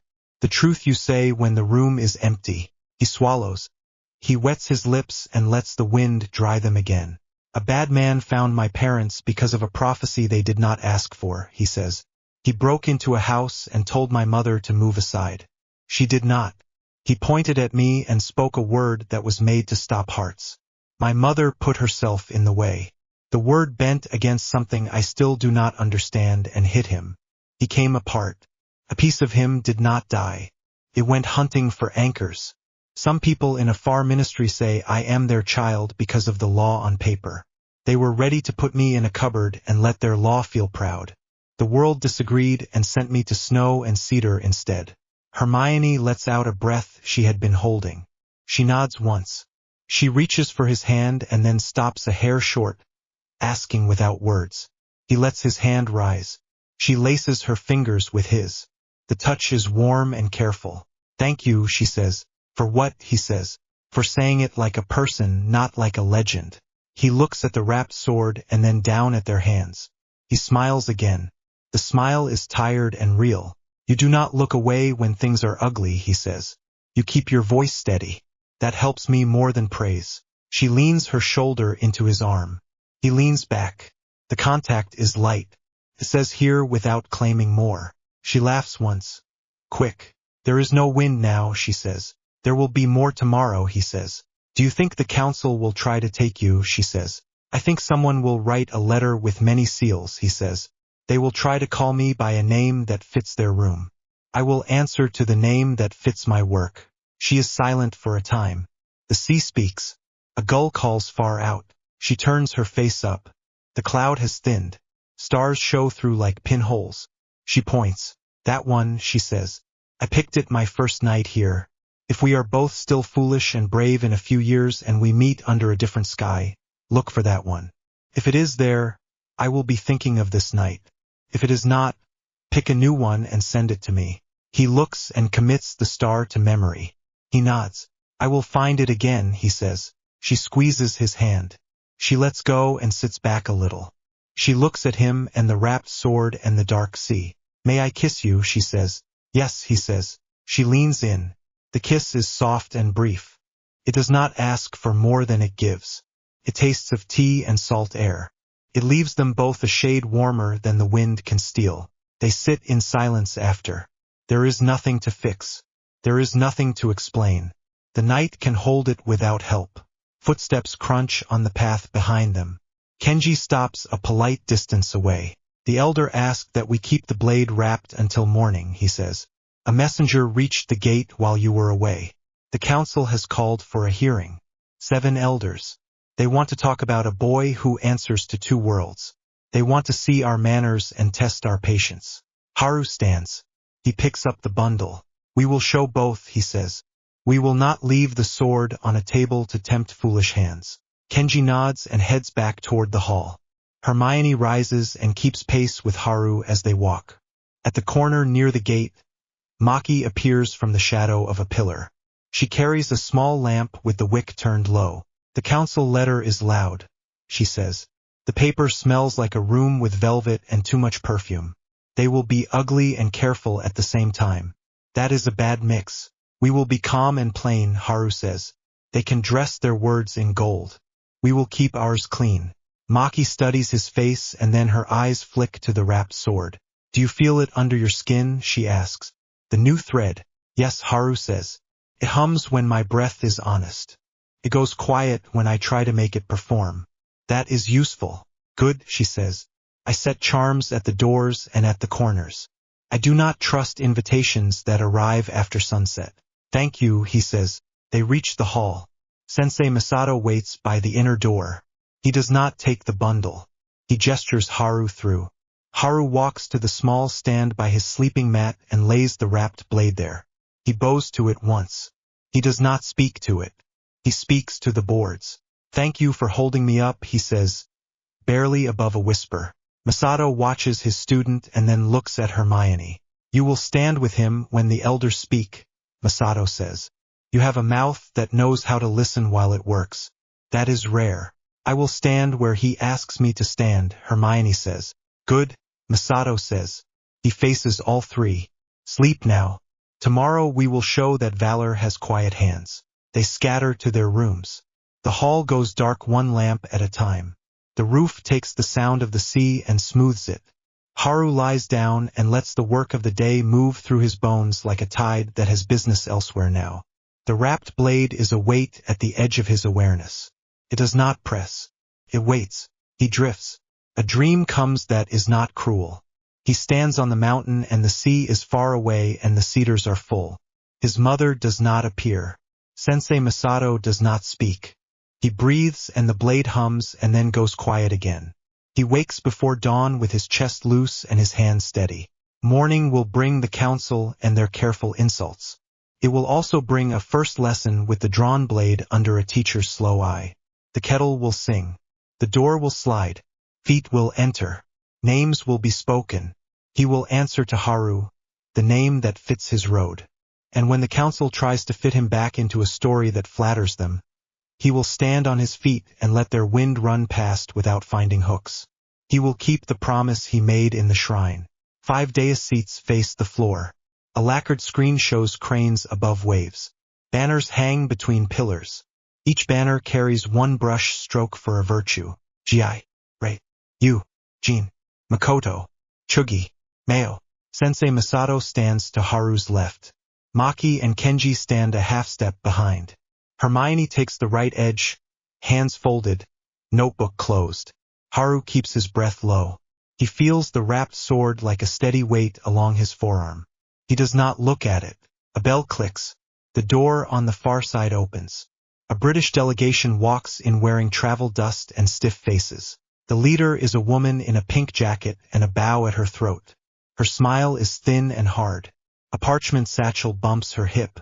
2 aurors stand behind her with their wands boxed in holsters. A clerk carries a case with seals. An old wizard with half-moon glasses and a tired robe walks last.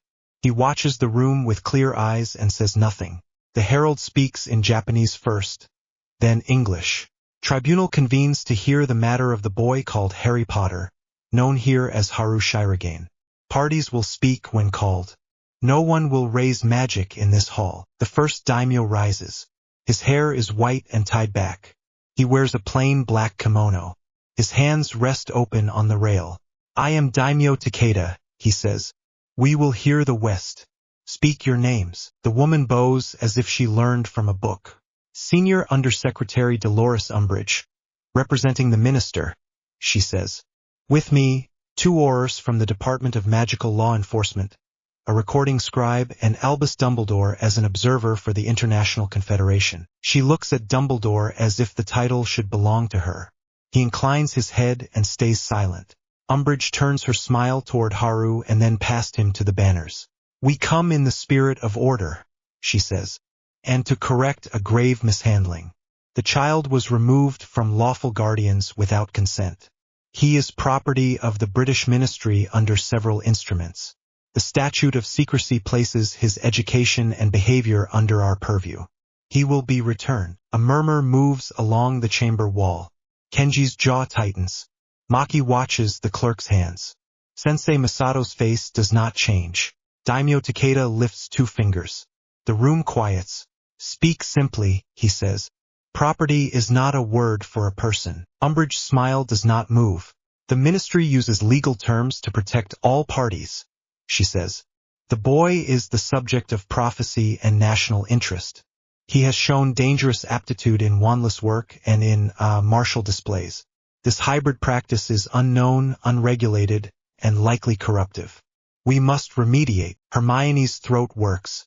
She sets her jaw. Haru keeps his eyes on the floor line where tatami meets wood. He lets his ribs stay soft. He does not rise to the word corruptive. Daimyo Sano, second seat, speaks. Her voice is even and low. Undersecretary, on our soil this child is a student, not an object. He trains by our code. He bows to our rules. You say remediate. I hear erase. Umbridge takes a breath, then points her chin at Sensei Masato. You adopted him without consular notice, she says. You exposed muggles with reckless displays. You taught soul magic to a minor. Enough, Masato says. His tone is level. There was no reckless display. There was rescue. A predator had planted a mouth inside a village. We closed it. If you know the difference, speak. If you do not, listen. The third daimyo, Lord Ishikawa, a heavy man with careful hands, folds his fan. Undersecretary, he says, this hall is not a circus. Do not use words you cannot define. What is soul magic? Dolores Umbridge turns a page. Magic that manipulates the essence of a person, she says. What your people call spirits, we call souls. Wandless force of that kind is forbidden for good reason. Hermione raises one finger just enough to be seen. May I speak? She asks. Takeda looks at Masato. Masato nods. Hermione steps forward one pace. Undersecretary, with respect. She says, you are blending categories. What we faced was a Tsukumogami per local doctrine, an artifact spirit that had been twisted. The striking method used was a pressure point application augmented by controlled intent. No one called a soul or bound a person. A room stopped eating sound. That is not a legal fiction. It is a fact. Umbridge's smile tightens. And who are you? She says. Hermione Granger. Hermione says. Exchange scholar. Observation mandate from the Confederation. I have studied both systems. I can show my notes. We do not accept student opinions on matters of state, Umbridge says. Daimyo Sano leans back. We do, she says. When the student does work, the work earns the right to be heard. Umbridge ignores her and fixes on Haru. Boy, she says. Do you understand you are British by law? You will return. We will seal your power and educate you properly. This sword nonsense will stop. Kenji's foot shifts. Maki's fingers close on empty air, then open. Masato does not move. Haru bows from the waist. I hear you, he says. I will answer when the tribunal allows. I will not shout while others are speaking. Dolores Umbridge sniffs. We see at least that you have learned to follow rules, she says. Dumbledore clears his throat. His voice is quiet. Undersecretary, he says. The council sets the order. Let them lead. She does not answer him. Daimyo Takeda gestures to Masato. Sensei, he says. State your claim. Masato steps forward. Haru Shirogane was carried to our mountain by a riot of foreign magic, he says. He would have died if left where he fell. We took him in. We taught him to own his breath. He learned our code. He learned to bow to Gi and Rei and you. He learned to carry Makoto, to say the same thing with his mouth and with his hands. He learned personal loyalty, Chugi, not submission to a chair. He learned honor, Mayo, which means not letting his name be used to excuse cowardice. He looks at Umbridge. Your statute, he says, was born from fear. You hid from Muggles because you lacked the courage to stand as yourselves. We guard our secrecy as well, but we do not make fear our god. We act. We answer to the land. When the land says a thing is rotten, we cut it. Umbridge draws herself up. That is a very colorful story, she says. It does not change the facts. The statute of secrecy is the moral spine of our world. Without it, there is chaos. Our boy is a symbol. He should be raised among his own. He should learn proper method. Daimyo Ishikawa taps his fan on the rail. We have asked the Confederation for a translation, he says. They sent us a document called the statute. It is a long set of fears put into law. It makes hiding a virtue. We do not honor that. Dumbledore finally steps forward. If I may, he says, I have served as Supreme Mugwump. I hold the statute dear for its purpose. Prevents war. It also breeds complacency. I will not excuse our Undersecretary's tone. I also will not deny that Harry Potter is bound to Britain by birth and by story. We cannot pretend that does not exist even here. He turns to Haru. His eyes are kind and sad. Harry, he says, do you remember me? Haru meets his eyes. He feels a tug in his chest. He does not let it pull him. No, Haru says. I remember a word that wanted my scar. I remember a cupboard that some people planned for me. I remember snow and cedar that took their place. Dumbledore nods once. He looks older. Then I must apologize for what my country planned, he says. It was unkind. It may still be unkind. Umbridge rounds on him. Headmaster, she says. You will not undermine the ministry in a foreign hall. Daimyo Sano raps the rail with her knuckles. The sound is sharp. Enough, she says. We will set the frame. The West claims legal right. We claim moral duty. There is also a practical question. This boy has stopped a hungry thing. He has trained to use a blade that belongs to no nation. He stands here with his teacher. He is not a loose fire. She faces Haru. Speak, she says. Tell the hall who you are and what you will and will not do. Haru bows to the dais, then to Masato, then to the British side. He keeps his voice even. I was born in Britain, he says. I was not raised there. I do not belong to a ministry. I do not belong to a council. I belong to the work that keeps rooms clean and people safe. I will not hide to make a clerk feel calm. I will not show off to make a crowd clap. I will not go where I am ordered if the order is empty of GI. He turns to Umbridge. I will not return to be sealed and civilized, he says. I will visit if there is work and if I am asked with respect. I will leave if the first answer to danger is a law book. Umbridge's smile snaps. We can compel you, she says. Sanctions, travel bans, seizure orders, stripping of wand rights. We can make your teachers criminals. Kenji steps forward a finger width. Masato's sleeve brushes his knuckles. He stops. Daimyo Ishikawa's voice drops a tone. Undersecretary, he says. Threats do not travel well across water. We do not bow to them. If you attempt seizure here, you will lose more than face. Dumbledore takes off his glasses and wipes them with a cloth that has seen years. Dolores, he says.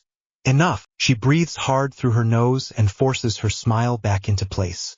Then let us be civil, she says. We propose a compromise. The boy is recognized here as, a trainee. He returns with us for a period each year for cultural education and review. He submits to wand registration. He presents his sword for inspection. Maki coughs once into her fist to hide a laugh. The sound still carries. Umbridge's eyes narrow. The sword is not a pet, Maki says, calm again. No, Takeda raises a hand. We do not parade sacred tools, he says.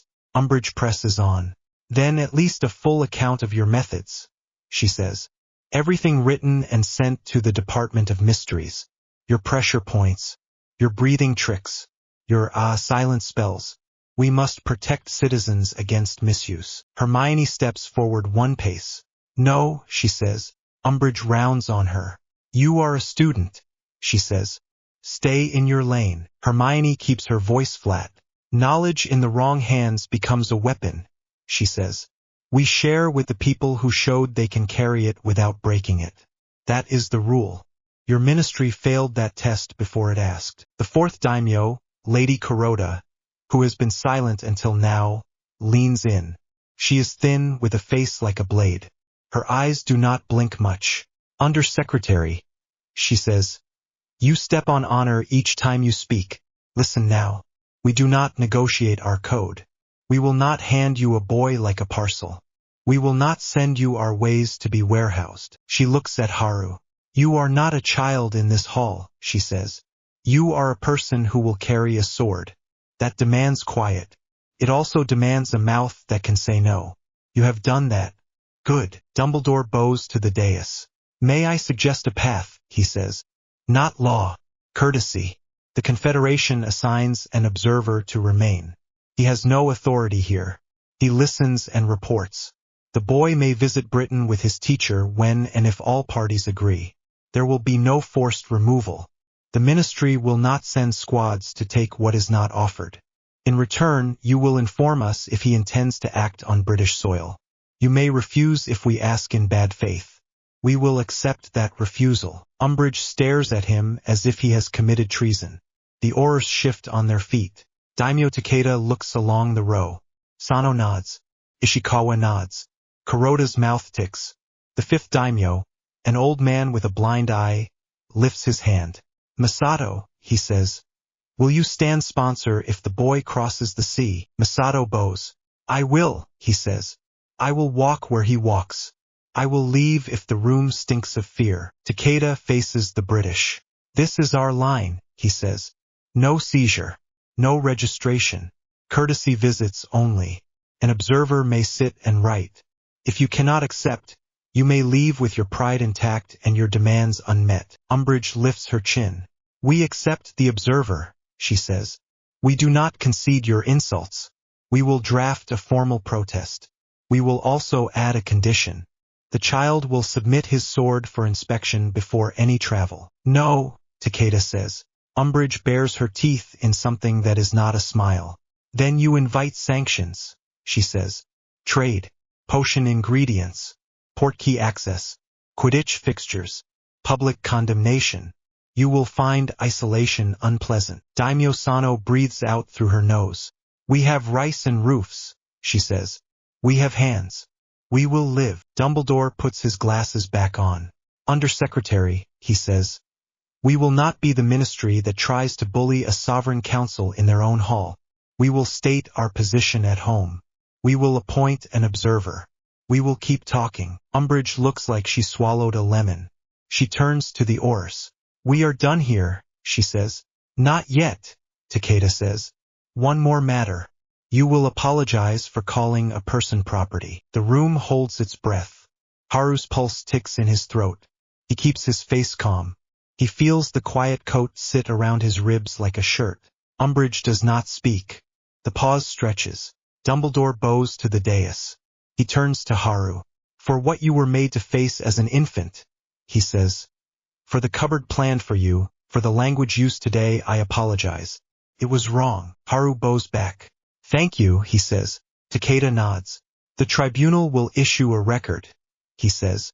Undersecretary, send your observer. We will receive one who can listen.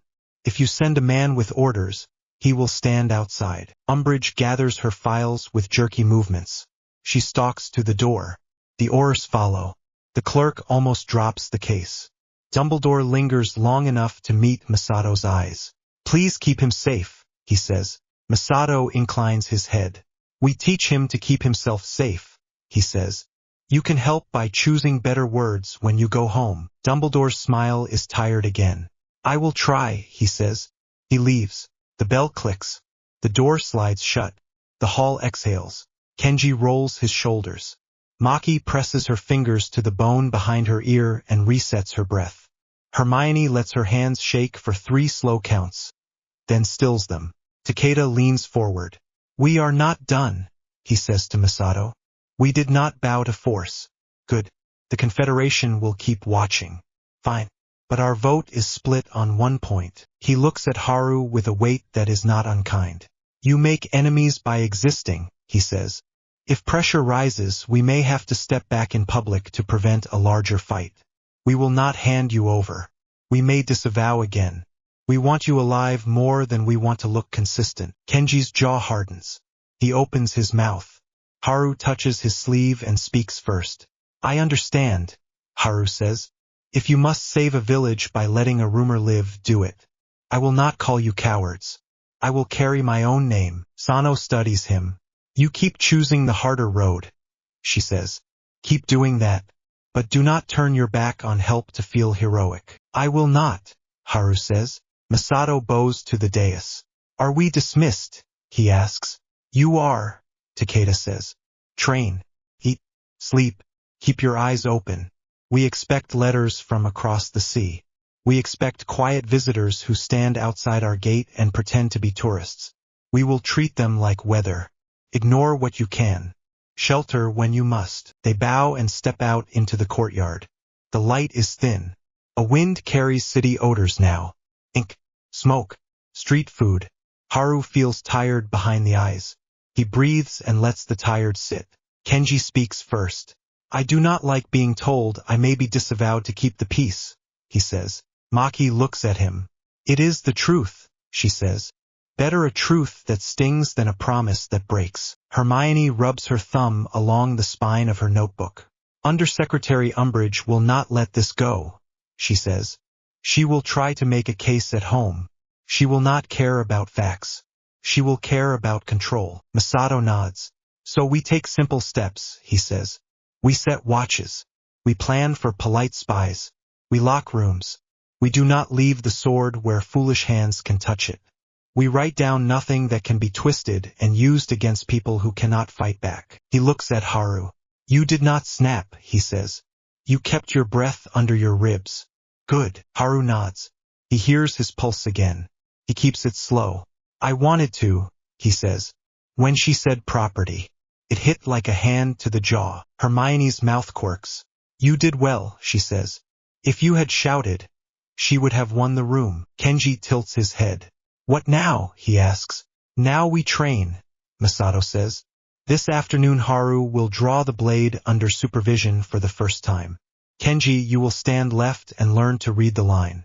Maki, you will watch the room and keep doors shut if the air shifts. Hermione, you will listen for pressure. If anything feels like the biwa, you call it at once. Maki scans the rooftops and the gate. We will have company soon, she says. Not today. Soon. Hermione looks toward the city road.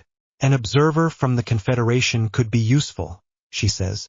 Someone like me but with a badge. It gives Umbridge less room to lie. Masato grunts. Or more paper to wave when she wants to lie politely, he says. We will take the risk. Better to have one pair of eyes close than many far away inventing stories. They disperse to eat. The cookhouse steams. Voices rise and fall. The normal sound is a bomb. Haru holds his bowl and feels the warmth in his palms and lets it feed the rest of him. He eats rice. He drinks tea. His shoulders drop. After the hall clears, Masato waits on the mat with a bundle of wood measuring pieces and chalk. The wrapped sword rests on a stand at the edge of the floor. Begin, Masato says. Haru steps to the center. He bows to the stand, to the floor, to Masato. He unwraps the blade. He places his feet. He pulls with the left as he guides with the right. The steel clears quiet and true. The sound is a breath in a room that knows the shape. Kenji angles to see the draw. Maki checks the doors. Hermione closes her eyes and listens for any change in pressure. Good, Masato says. Again. Slow. Let the line settle before you try to move it. They repeat. 10 draws. 15. The blade returns to the scabbard clean each time. Haru's forearms burn. Sweat runs. His breath stays low. He does not lift his shoulders. At the 20th draw, the air near the outer door goes colder by a finger width. Maki's head snaps toward it. Hermione's eyes open. Door, she says. Masato does not look away from Haru. Shut it, he says. Maki slides the door closed and sets a charm that looks like a thin paper leaf. The cold lifts. Masato nods. This is how it will be, he says.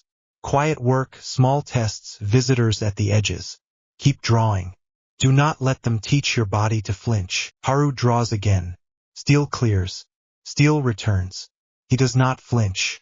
By evening, his hands shake from effort. He wraps the blade. He bows. He sits on the edge of the mat and lets the floor carry his weight. Masato crouches in front of him. The tribunal ended as well as it could, Masato says. No one won. No one lost too much. That is balance. Do not confuse balance with safety. I do not, Haru says. I expect a letter with new words for the same threat. Hermione drops onto the mat beside him and stretches her legs until her knees pop. They will send one, she says. They will dress it in polite legal phrases. The last line will be the same. Kenji stands in the doorway and looks out at the path. I will take first watch, he says. Maki nods. I will take second, she says. Masato stands. Good, he says. We make a plan for the observer when he comes. We teach him what listening means in this hall. If he cannot learn, he sits outside. Night lowers. Lanterns glow. The sea sound steadies the edges of the day. Haru walks to the cliff again. Hermione joins him without words. They watch the path by the gate. 2 figures pass. Tourists. Or not. It does not matter. The plan is the same. Hermione bumps his shoulder. You kept your temper, she says. You kept your grammar when you were angry, he says. She snorts. Someone has to, she says. Kenji would have called her something rude. Maki would have done it in a way she could deny later. Haru smiles. Fades. They will come again, he says. Yes, she says. We will still be here. We will still be ourselves. He nods. He looks up. He finds the star she chose. It is there, steady and small. Tomorrow, he says. Tomorrow, she says. Behind them, the hall door opens and closes. Masato's broom starts its slow path across the floor. The quiet coat settles around Haru's ribs. The promise he made in the shrine sits under everything like a floor. He breathes and lets it hold. The letter came at dusk. Thick paper. Too much ink. 5 seals across the fold. Masato read it once. He did not sit. Council summons, he said. Closed vote. Now, the hall cleared. Lamps were trimmed. Students kept to their rooms. Feet stayed light. Haru, Kenji, Maki, and Hermione walked with Masato under the cedar gate. City air had crept in. Smoke. Oiled wheels. The sky held no stars. Inside the chamber, only 4 of the 5 daimyo were present. The 5th seat stood empty with a folded notice on the rail. Unwell. Takeda did not offer tea. The British have filed their protest, he said. The Confederation will appoint its observer. Pressure rises. This council will not hand you over. This council will also not invite open war. Kuroda's voice was knife-flat. We will vote to disavow you in public, she said. Not in truth. In print. You will remain under Masato's eye. You will not be named. You will not be sheltered on paper. We will deny you if the West shouts. We will keep you alive in fact. Kenji's shoulders drew tight. That is dishonor, he said. No, Sano said. It is cover. Ishikawa folded his fan. We keep roofs on homes, he said. Not legends on banners. Takeda lifted a hand. Speak if you must, he told Masato. Masato bowed. You keep the country from fire, he said. I will keep the boy from knives. I accept the weight. Takeda faced Haru. We will say you are rogue, he said. You will not come when we call in public. You will come when we send a cup of tea with no steam. Kenji made a sound in his throat. He stepped forward. We took an oath, he said. Chugi is not a door you shut in a storm. Kuroda met his gaze. Loyalty to a building is easy, she said. Loyalty to a person costs more and looks worse. Choose. Kenji looked at the banners. Looked at Masato. Looked at Haru. Takeda struck the bell. Vote, he said. Sano. I. Ishikawa. I. Kuroda. I. Takeda held the beat. I. The empty seat did not answer. The motion carries, Takeda said. Record reads. Haru Shirogane is not under council protection. Any acts he undertakes are without sanction. He turned his palm down. That is for the clerk, he said. Palm up. This is for the room. Eat, sleep, leave before dawn. If you are seen, you were never here. They bowed. They left. No one spoke until the gate. Kenji broke first. We bleed for banners, he said. They folded theirs and called it wisdom. Maki stopped in the road and faced him. Say it plain, she said. Do you stay with them, or with him? Kenji stared at the gravel. His jaw worked. He looked at Masato. Say something, he said. Masato did not rescue him. A teacher leaves the last step to the student, he said. Kenji's hands shook once. He pressed them flat to his thighs. I follow Haru, he said. He said it like a vow. He did not look away from Masato when he said it. Sensei. Forgive me. Masato's mouth softened. There is nothing to forgive, he said. You picked a person over a building. Chugi was written for this. Back at the hall, Masato lit a single lamp and shut the doors. He set a small dish on the floor. Rice, salt, a twig of pine. He knelt. Haru knelt across from him. Kenji and Maki sat to the side. Hermione stayed by the door and watched the corners. Masato took up a strip of white cloth. He tied it once around Haru's wrist and once around his own. Clan bond, he said. Not in their ledger. In mine. He set a knife on the dish. It was small. The handle was plain. He did not cut skin. He cut the cloth between their wrists. I do not release you to the council, he said. I release you to yourself.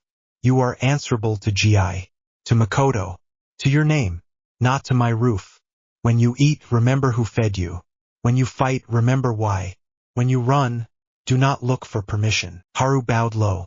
His forehead touched the mat. I will not drag your name into my mistakes, he said.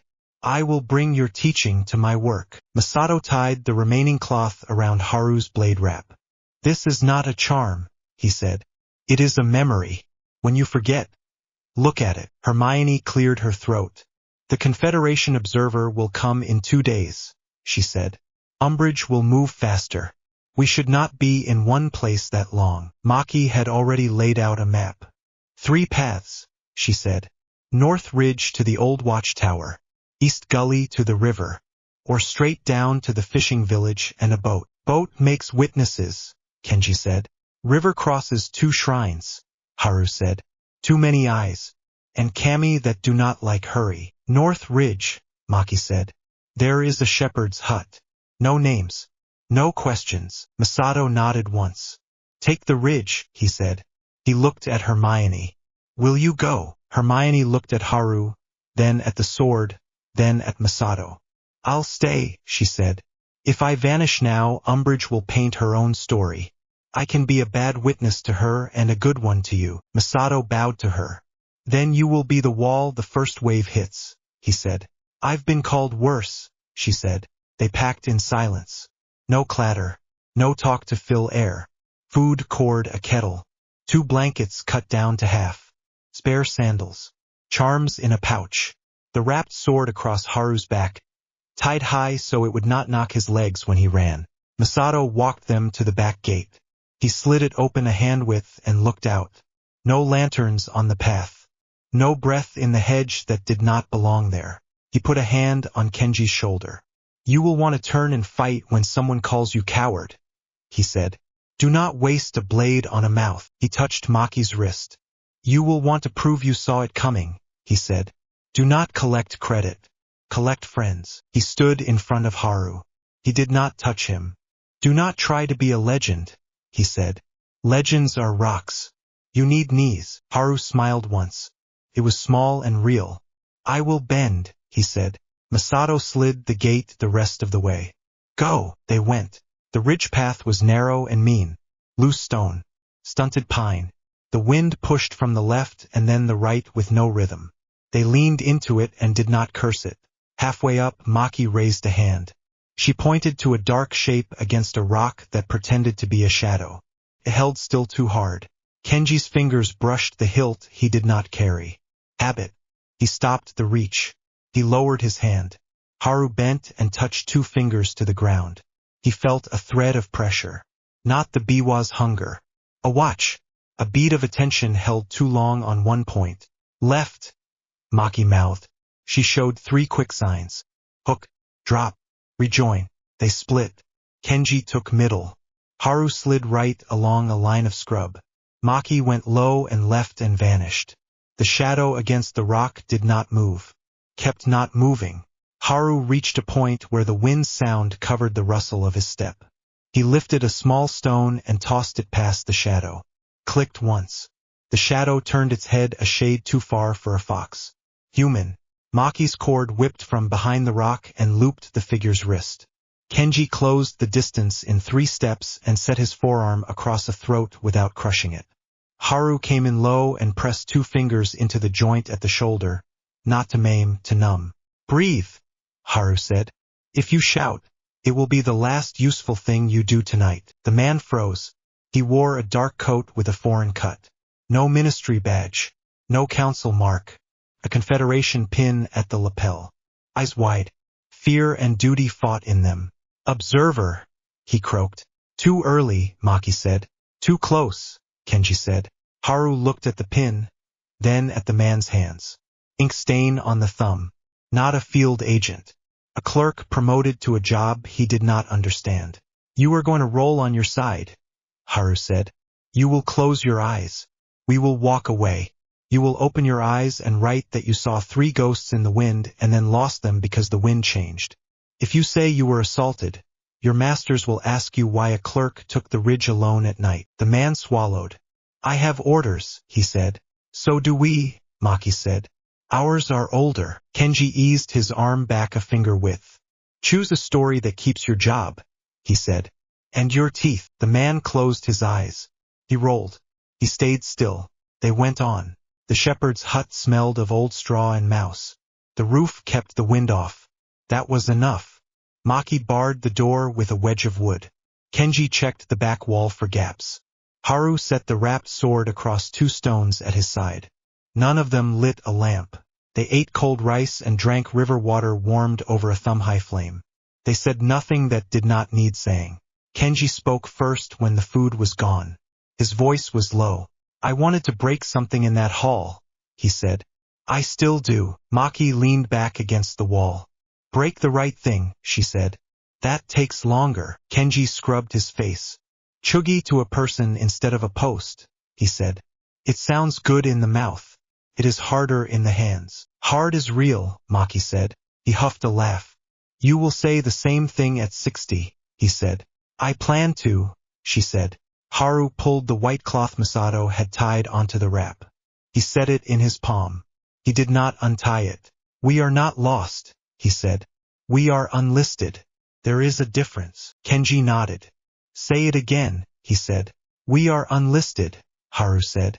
We still know the road. They took watches. Maki first. Kenji second. Haru last.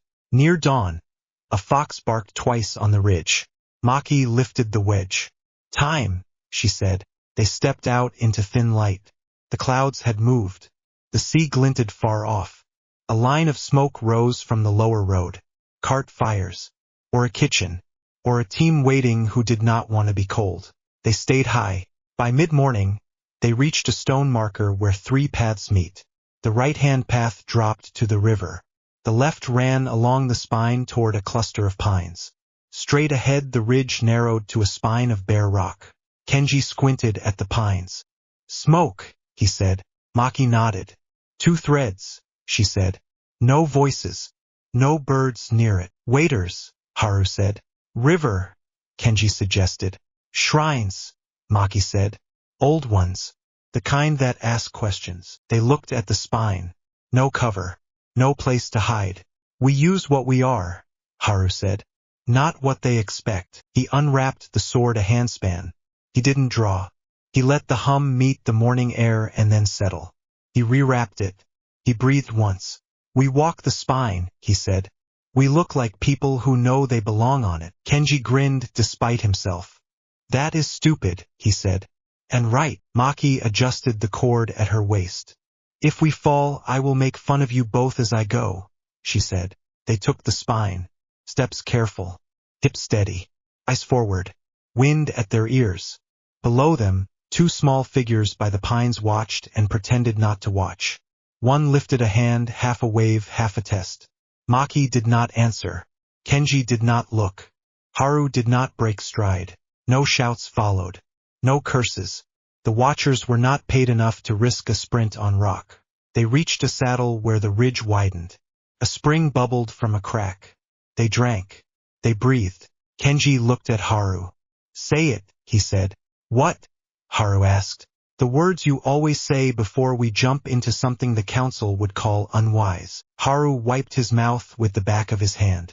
We do the work that is in front of our feet, he said. We do not write speeches about it.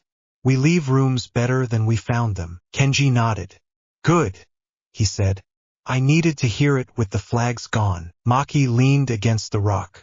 The flags were never ours, she said. The code is, keep that. They moved again. The sun climbed. The sea line faded into haze. The city sat far to the south with its square noise and letters sealed with too much wax. By late afternoon they reached the old watchtower. It was a ring of stone and a roof patched with tin. No shepherd. No stores. Just a place to rest a night and move before anyone guessed. They went in. Maki checked the dark. Kenji set stones to block the door without making noise. Haru set the blade down and sat with his back to the wall. We're fugitives, Kenji said. He tried the word out. It did not fit his mouth yet. Maki shrugged. Words are cheap, she said. We're ourselves. Haru looked at his friends. Say it with me, he said. So it is the last thing we hear before sleep. They said it together low. No building owns us. No ministry. No council. We carry GI. We keep Makoto. We fight with you. We hold Rei even when insult pulls at the tongue. We stay loyal to each other. We do not lie to ourselves. They were quiet after. The wind touched the tower and moved on. A fox barked once on a ridge far away. Kenji rubbed at the cloth on the wrap. What do we call ourselves, then? He asked. If someone asks. Haru watched the light step down the wall. Ronin mage, he said. And if they ask what that means, we show them by how we stand. Maki grinned. And if they write it wrong in their papers, she said. We keep walking. Night came. They ate in the dark. They slept in turns. Toward midnight, Haru woke from a small dream. Not the green flash. Not a cupboard. Kettle. A hand on his hair and then gone so he would stand up. He lay there with the hum of the blade in the edge of his hearing and the weight of the cloth on the wrap and the sound of his friends' breaths spacing the dark. He did not feel like a legend. He felt like a person with work. In the morning they would plan the jewel and the scroll. They would train Ko-Ranyu without cutting the roof. They would map a path to a mountain that did not appear on West maps. They would be hunted and they would eat when they could and they would kiss when the door was bolted and the night was kind. For now he let the word settle in his bones. Ronin. Not homeless. Self-kept. He slept. Night holds the city flat and dark. No moon. Roof lines cut the sky like clean brush strokes. 3 bodies move where roofs meet, low and steady, hands and knees more than feet. Maki takes point. She stops at a ridge tile and lays a finger on it. The finger comes up with a whisper of powder. Rice flour. A thin line runs along the ridge like a pale seam. Alarm dust, she mouths. Kenji breathes out through his nose. Haru looks past Maki to the compound below. A walled garden. 2 small pines trimmed hard. A square hall with white paper doors and a narrow veranda. The hall throws no light. A lantern burns in a side room. 1 guard sits with his back to the door, face turned to the courtyard. Not bored, patient. Maki pulls a small brush from her sleeve and wipes a gap in the flour the width of a palm. She eases over it, hands first, weight in the elbows. Kenji follows, breath shallow. Haru goes last and takes care not to touch what Maki has left alone. At the far edge of the roof, Maki hooks her Kajinawa on a beam and tests the rope with her hip. No creak. She glances at Haru, then Kenji. 3 fingers. 3 breaths. They drop to the veranda in the minute when a cart rumbles by on the street and the guard turns his head 1 inch to listen. Feet hit wood. No thump. Just a small compression and release. Maki is already at the paper door. Her thumb presses the frame. Her ear lives there a second. She nods once. She parts the paper 2 fingers wide and slides inside. Kenji and Haru follow. Inside air smells like cedar, camphor, ink. A beam runs across the ceiling with 2 small bells hanging off a green thread. Maki sees the thread a half heartbeat before Kenji does.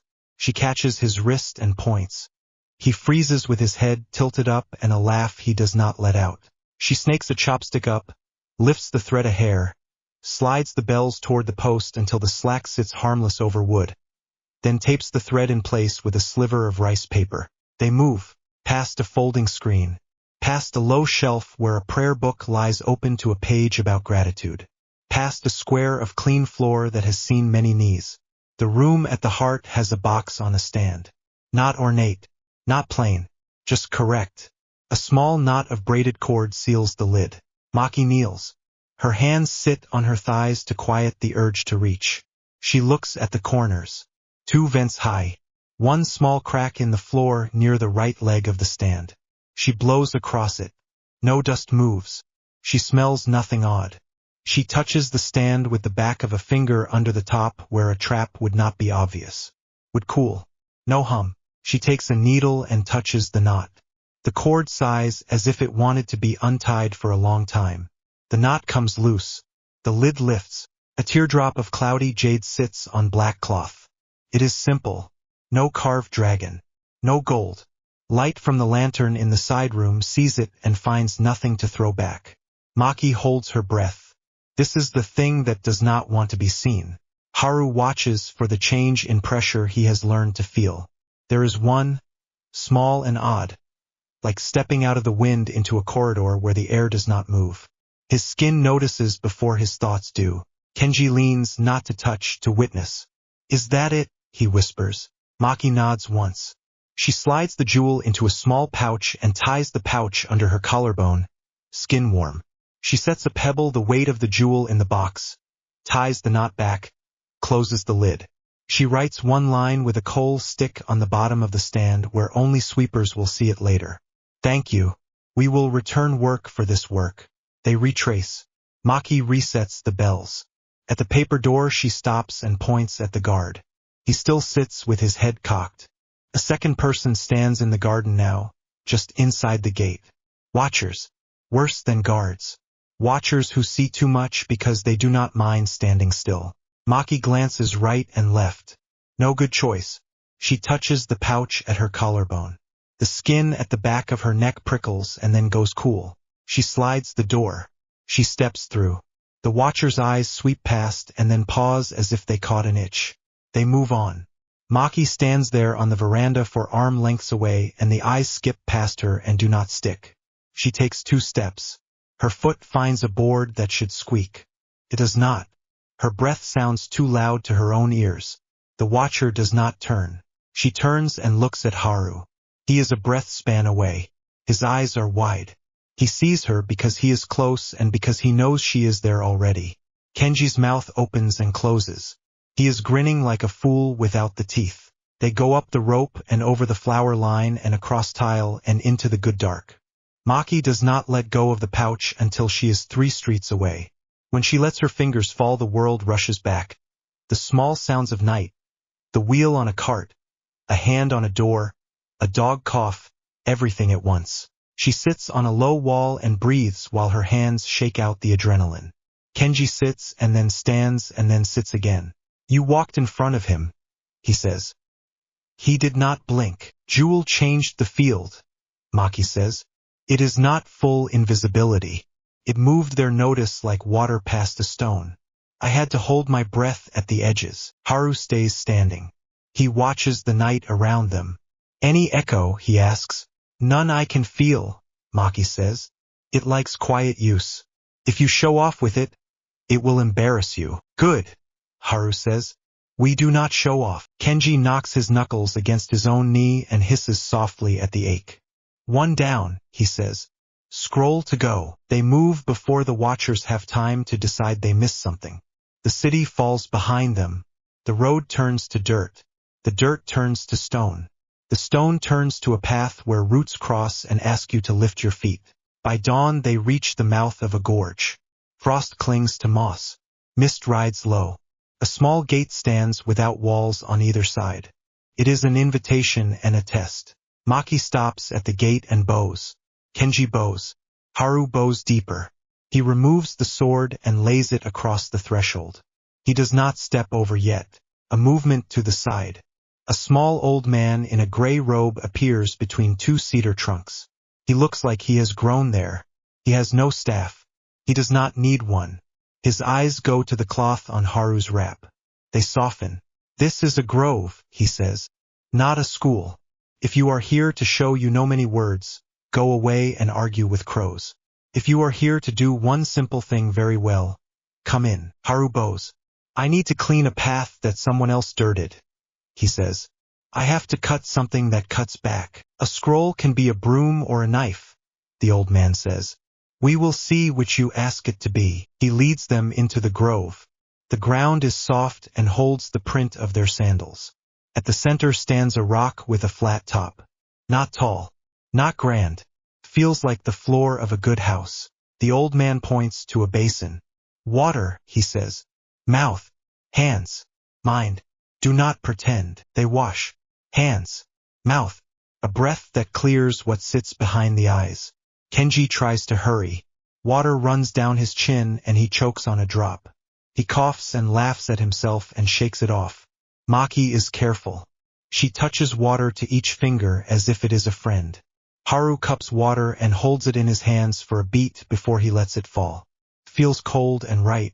The old man sets rice, salt, and a sprig of evergreen on the rock. Names, he says. Not the names your enemies gave you. Haru says.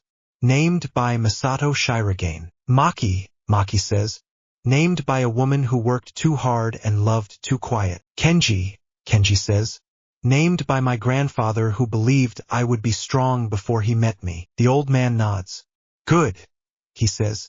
Now do not talk for a while. He steps back. The grove goes still. No bird calls while the men and women try to believe in quiet. Breath fogs and fades. Haru steps toward the rock. He sets the wrapped sword down beside it. He kneels. He does not close his eyes. He does not beg. He sets rice in a neat triangle. He lays the twig across the top. He sprinkles salt. He speaks low. I do not want a toy. I want a tool. I do not want attention. I want instruction. If there is a thing I must know to keep danger from people who cannot stand in front of it, teach it. For a beat there is only the small breath of the place. Then the flat top of the rock is not empty. A scroll lies there. The paper is old but not fragile. The edges are even. The cord is clean. Nothing about it is trying to impress anyone. Haru does not reach for it. He bows to it. He lets his breath steady in his belly until his hands are not greedy. He unrolls the first hand's width. Ink shapes steady characters. The language is old and plain. It does not bother to be poetic. It talks like a person trying to get you home in the rain.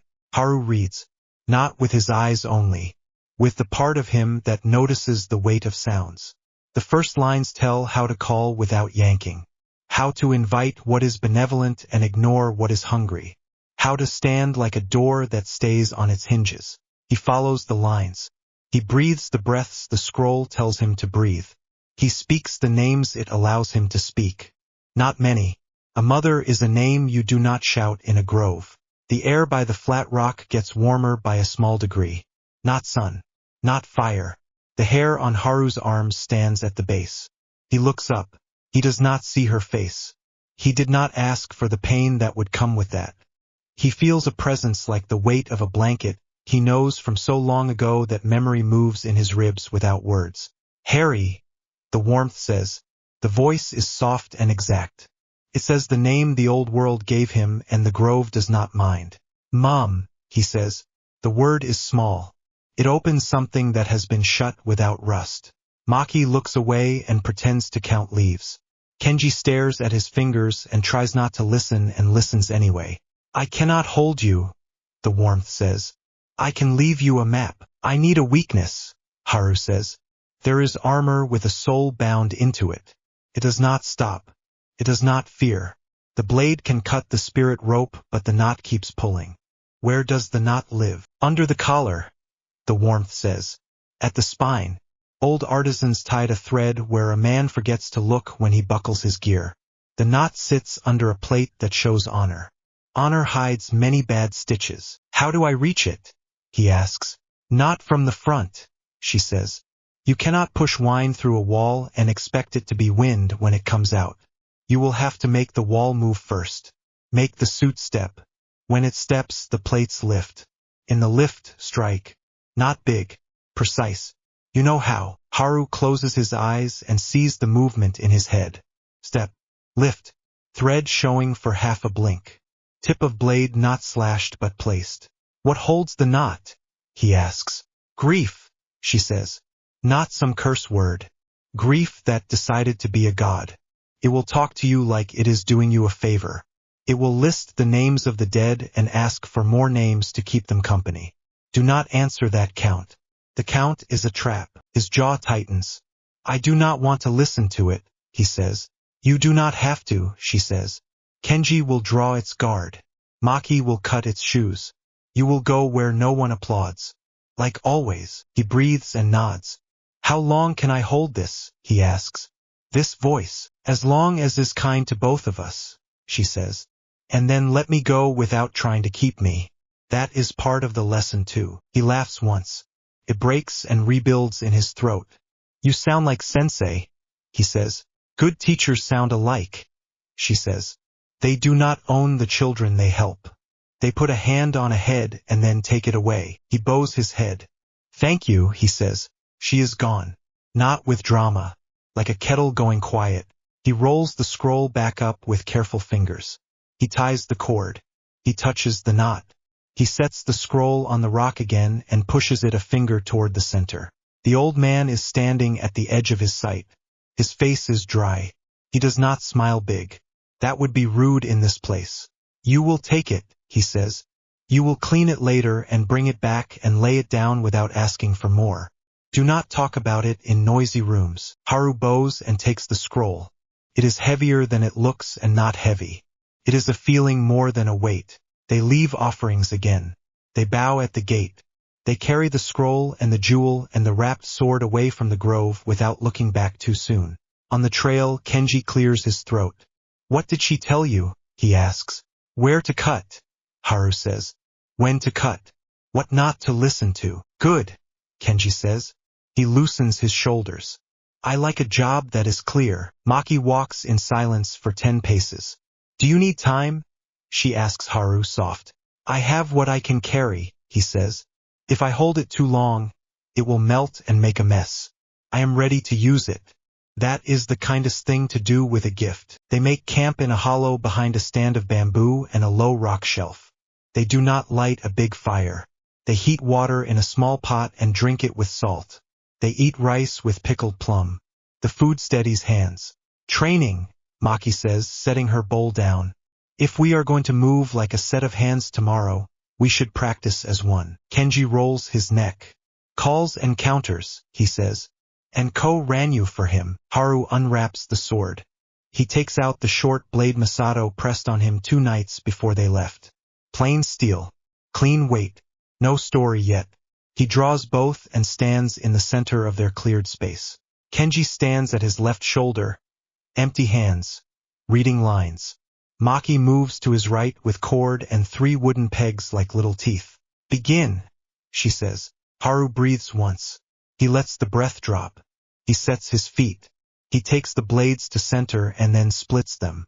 The long blade rides the line between him and a phantom opponent. The short blade sits guard low, ready to knock aside, to answer an angle, to step into the pocket.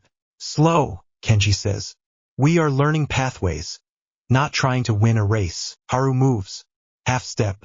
Place the sole. Heel down last. Lift the waist. The long blade draws a small curve to invite. The short blade waits out of sight. He rotates. The short blade flashes up to catch an imagined edge. The long blade slips to fill the space created. Again, Kenji says. They repeat until his forearms ache and the skin between thumb and finger burns. Sweat stings in his eyes. He blinks it out. The blades hum and then settle. He breathes in time with the hum without trying. Maki steps in while he moves and taps his ankles with a peg when his balance slides a degree.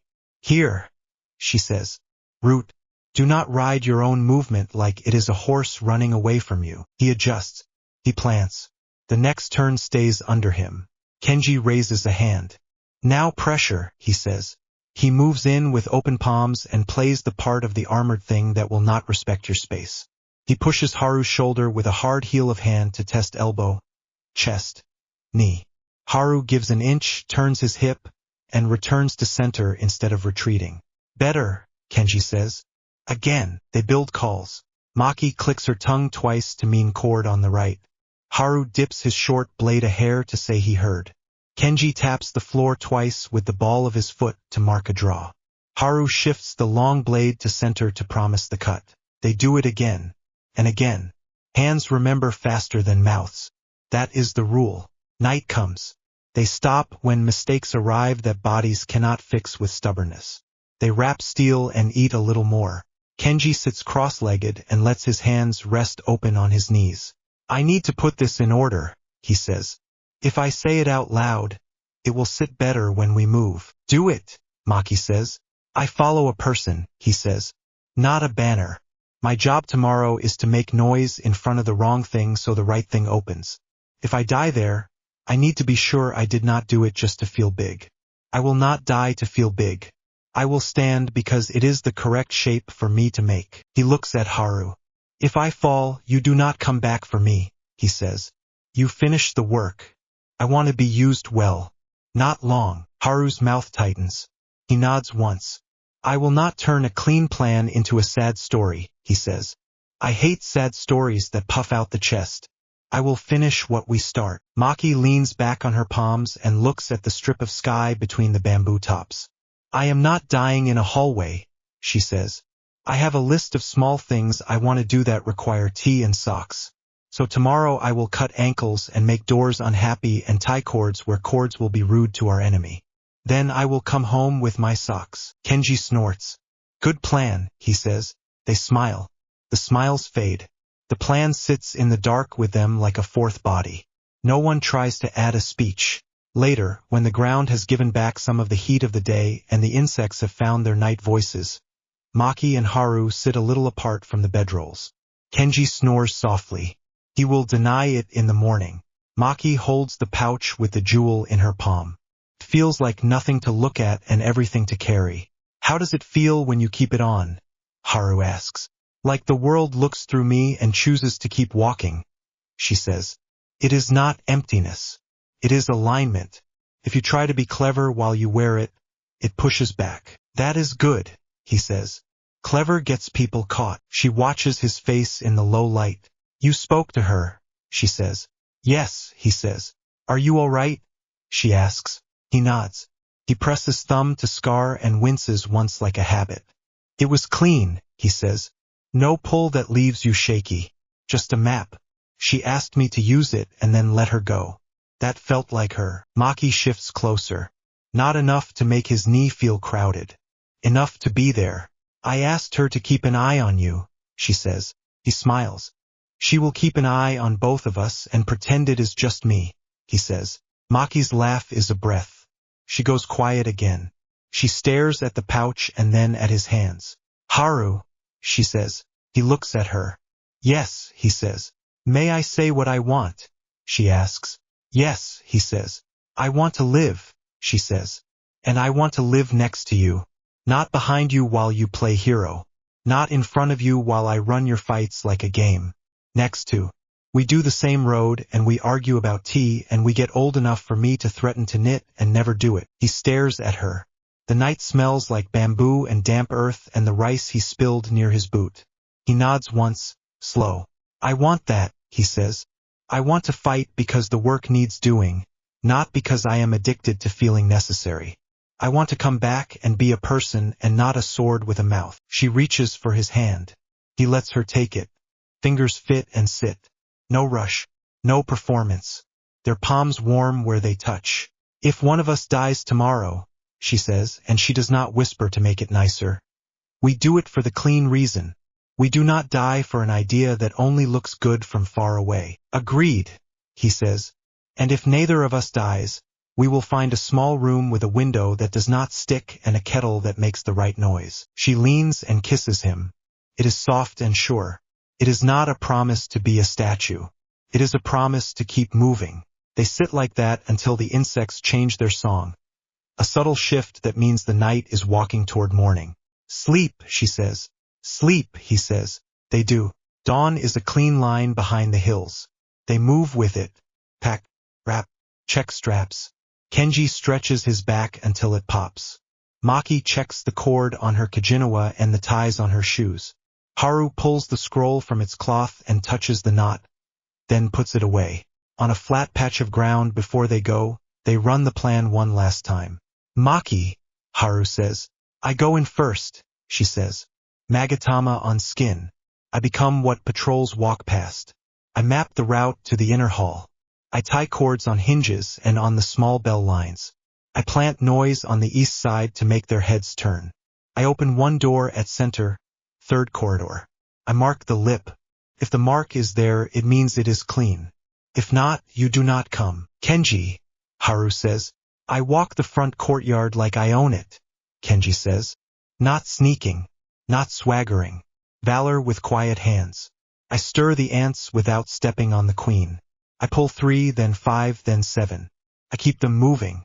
I do not let them surround. I look large. I do not go down until you are inside. If I go down making a road. Haru, Maki says. I move when both of you make the hole, he says. Shun shin between the breaths. I do not linger. I do not answer insults. I go to the inner hall. I find the armor. I make it step. I lift the plate at the collar with the short blade. I place the long blade on the knot. I cut breath out, not breath in. If the suit talks about dead lists, I ignore it. If it calls me by names it learned from a prophecy, I ignore it. If it moves to crush, I choose being small and right over being big and theatrical. Then I leave by the door with the mark. Exit paths, Maki says. Roof and west wall for you, Haru says. South corner for Kenji if you can get there. North drain for me. If any path is dirty, we go to the low creek and take mud. We meet at the marker stone above the old kiln by sunset. If someone does not make it, the others do not come back before dawn. No heroics. Good, Kenji says. He takes a breath. He lets it out. He looks at both of them. We say it, he says. They say it together. No building owns us. We carry GI. We keep Makoto. We fight with you. We hold Rei even when insult pulls at the tongue. We stay loyal to each other. We do not lie to ourselves. They bump foreheads one after the other, not a ceremony, a fix-it for nerves. They split on the path and take their lanes. Maki disappears into a line of house backs and wall shadows. She puts the jewel against her skin and feels the air notice her and then decide it has other work. She becomes correct in the shape of this place. She walks in and out of a patrol and the men do not feel a chill. She smiles with her mouth closed and ties a cord under a hinge leaf. Kenji rolls his shoulders and steps into the main yard of a minor stronghold like a man going to buy rice. He bows to a woman sweeping, and somehow that is the boldest part of his day so far. He sets his palm on the hilt he does not draw and lets the guard's eyes land there. Looking for someone, a man says. Aren't we all? Kenji says. And the first clash starts clean because truth earns the right to be heard even inside stupid rooms. Haru sits in a narrow alley with one knee down and one up, breath small, hands quiet. He counts the beats between calls and the shift of shouting. He moves. He blinks out of one space and into another without the crack of traditional apparition. Shunshin feels like stepping into his own next footstep. A thin door with a third corridor behind it sits where Maki said. A fingernail streak of chalk marks the lip. He slides it. Inside is low light and the quiet that comes with rooms that hold important things. The armor stands at the end of the hall on a stand like a person resting with its eyes open. It hums, a bass the body notices more than the ears. It does not move when he enters. It waits for laws to be spoken. None come. It moves anyway. Plates lift and settle as if something inside is shifting weight to wake up stiff joints. The air gets colder by a degree. Breath shows. Dark lines like veins under lacquer seem to darken. A voice that is not a voice fills the hall. It does not use words at first. It uses a feeling, the feeling of names written on stone. It tries to get under the ribcage. It tries to make grief into gravity. Haru sets his jaw. He does not answer count with count. He does not bring the dead to bargain about the dead. He steps once to the side to make the armor turn. He steps to follow. Plates lift.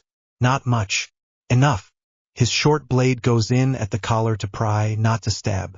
Tiny lever. The plate lifts half a finger. The long blade draws a straight line and stops where thread lives. He breathes out as the steel seats. He does not growl. He does not hiss. He is quiet. He cuts. A sound like rope parting under tension but made right by being used correctly. The hum in the room stumbles, then steadies at a cleaner pitch. The plates lose a fraction of their false life. The thing inside does not like what has been taken from it. It reaches with cold that is not air. It tries to make the scar a door again. It finds nothing to grip. Haru steps back as a hand the size of a plate slams where his head was. The impact shakes dust from the rafters. He plants his back foot and lets the floor take the shove through his bones and down into wood. He does not let his shoulders ride up. He does not swing wild. Names. The not voice says now, and it uses mouths from old rooms. James. Lily. Do you know what it is to make lists that never end? Give me your name. I will add it and feel strong. Haru keeps his eyes on joints. No, he says. Kenji's shout from the courtyard reaches as a line of sound through timber. Here. He roars, and the here is not a tantrum.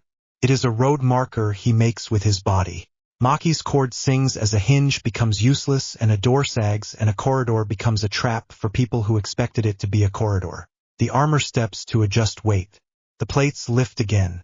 Haru goes in with the short blade to make the lift, then places the long blade with the same calm he used to make tea. The second thread cuts. The hum drops one more step toward honest quiet. Outside, boots stamp. Kenji laughs a laugh that is mostly breath because he is tired and happy to still be doing his job. He says something rude about a man's footwork that makes two soldiers snort even as they swing. He turns them and turns them again. He takes a cut to the shoulder that will sing tonight and keeps his eyes clear. Maki passes behind three men who think they are alone and ties a bell to a sash with the softest fingers. The bell rings when the man lifts his arm to point and he jumps like he was startled by his own elbow. His friends look at him instead of their work. That is all she needs to be gone again. The armor reaches not with formal strikes, with weight. It tries to make him slow by asking his bones to carry too much. Haru breaks the trick by becoming small and exact. He does not fight the whole thing. He fights the inch that matters. The third knot lives under the backplate. He needs it to turn. He walks left to make it correct for the armor to track him. It does. He shunsins a half step when it commits so that his angle is true. Short blade under. Long blade place. Breathe out. Cut. A shock hits the air the way thunder does, without the distance. It sits in the belly then leaves. The hum collapses into a quiet that is not dead, just relieved. The suit slumps. Plates lose the meaning that made them stand. They tilt and then settle. The hall smells like iron and old lacquer. Haru's hands shake. He breathes. He listens. No new hum rises. He does not push it. He does not kick it. He bows to the stand that held the thing up and to the floor that took the weight when it fell. He turns and moves for the door with the mark. Outside, a body hits the yard hard. Kenji stands above it. His chest heaves. Blood darkens his sleeve where the cut along his shoulder wets cloth. He meets Haru's eyes and gives the employee nod you give when a job is done to standard. Maki drops from a roof line and lands without noise. Done, she says. Done, Haru says. They do not run like hares. They walk like people who know this place and are late for tea. That is harder and safer. Only at the edge of the compound do they cut left and drop to the creek bed. Mud up to the ankles. They follow water until the city smell is not inside their noses anymore. They climb a bank near an old kiln with a cracked lip. They sit under a pine and listen to their hearts come back. Kenji tears his sleeve open and looks at the cut. Not deep, long. He grunts, then laughs a little. It will scar pretty, Maki says. She cleans it with water and salt and ties it with cloth on a diagonal so it will not pull. Haru lays the wrapped sword across his lap and sets the scroll on it and the pouch with the jewel on top. 3 things. He watches his hands to see if they shake. They do a little. It stops before it spills. Kenji leans his head back against the pine and closes his eyes. That was the right amount of stupid, he says. Not too much. Just enough to get the job done. Maki snorts. She tips her head to rest on Haru's shoulder. He leans his head to hers.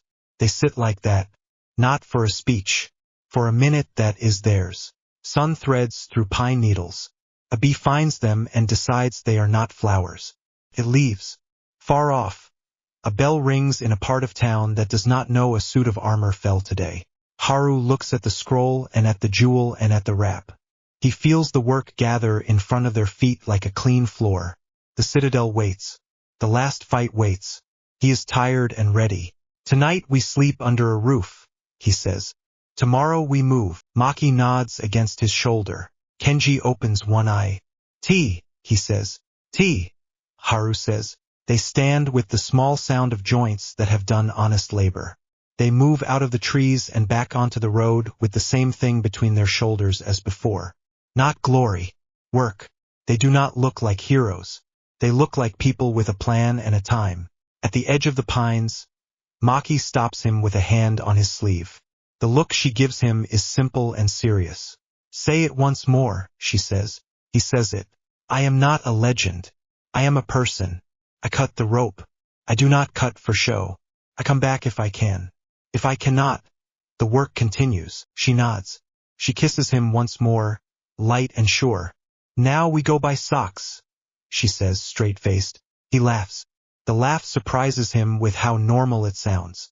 They walk toward the village where there is a small inn and a pot that has been kept seasoned by hands that care. Behind them, the grove stands quiet. The hall where the armor fell smells like lacquer and fear and relief. In front of them, the mountain holds a path that climbs to a shadowed fortress that thinks it knows how the day will go. They will teach it something new. The mountain holds the citadel like a fist. Stone on stone. No banners. No torches outside. Light leaks it seems only when a door opens and shuts. They stand in the cut of a dry creek and watch the walls for a full hour. Wind runs along the rock and goes quiet near the gate. The place eats sound. Maki checks the ties on her shoes. Kenji rolls his shoulders until they pop. Haru pulls the wrap off the long blade and lays the cloth flat. He presses the scroll not once and puts it away. Last time we say it, Kenji says. His voice is low. No speeches. They say it together. No building owns us. We carry GI. We keep Makoto. We fight with you. We hold Rei even when insult pulls at the tongue. We stay loyal to each other. We do not lie to ourselves. Maki takes the jewel out of its pouch and presses the cold stone to the skin at her collarbone. She breathes once and the night decides it has other work. She is still there. Attention slides. She bumps her shoulder softly against Haru's arm. If there's no tea after this, she whispers. I'm starting a riot. We'll steal a kettle, he says. Kenji grins. It looks wrong on his face and right. Bring socks, he says. He taps Haru's shoulder once. Palm light. Finish it. They split. Maki goes low and left along a wall where rainstorms have chewed a groove. She vanishes into the line where wall meets roof and becomes the shadow that shadows ignore. She climbs with the Kajinawa slow enough to hear every fiber take weight. On the roof she finds the first bell line strung to a hatch. She lifts it with a chopstick, slides a sliver of rice paper under the thread, tapes it to a beam, and lowers it back with slack that will not ring. She marks a door with a nail scratch no taller than an ant. Third corridor. Left lip. The mark is clean and small and placed where Haru's I will go in moving light. She moves on. At the east wing she ties a cord to a hinge leaf and wedges a tiny peg. When the door opens fast later, the peg will shift and sing. Heads will turn the wrong way. At the courtyard well she leaves 2 jars the size of fists under the lip, clay stopped with paper. They are not bombs. They are smoke and smell and noise that tell guards that something urgent is happening far from the actual problem. She lives inside the jewels field for a full 10 breaths while a patrol passes. They talk about rice. One laughs through his nose. None of them feel the small temperature drop at her shoulder. When they are gone she takes 1 whole minute to let the jewel cool. Show off and it will embarrass you. She does not. Kenji steps out in the open and walks down the center of the main path like a man with a good reason to be there. Guards look up. One points. Name your business. A captain calls. Here, Kenji says. And the word lands like a hammer on a post. Looking for a man in bad armor. He keeps moving. 2 guards step in. Kenji does not draw yet. He lets one come close enough to smell old fish on his breath. He sets his palm on the man's chest and pushes him to the side with enough force to embarrass, not break. The second swings. Kenji turns the hit with forearm and hip and lets it slide off. He breathes loud enough to be heard. Come on, he says. Let's be quick. My tea is getting cold. Blades come out. He draws then. Not for drama. For work. The katana clears the sheath with a sound like wet silk pulled from wood. He sets Chuden no Kami and lets the guard's eyes settle on the line of his steel. He cuts once, clean. Mijai Kesagiri. Shoulder to hip. The man drops with a shout that dies fast. Kenji turns and the next strike comes. He meets it. He takes a nick on his bicep. Blood warms his sleeve. He bares his teeth because it hurts and he is awake and working. At the east wing a door slams open. The peg sings. Heads swing that way. 2 sprint. A third blows a whistle. Smoke crawls up from the far corner and men peel off like ants do when a boot scuffs their line. Kenji laughs once. It has no joy. It has a job in it. Follow the noise, he says, and 5 do. 2 stay.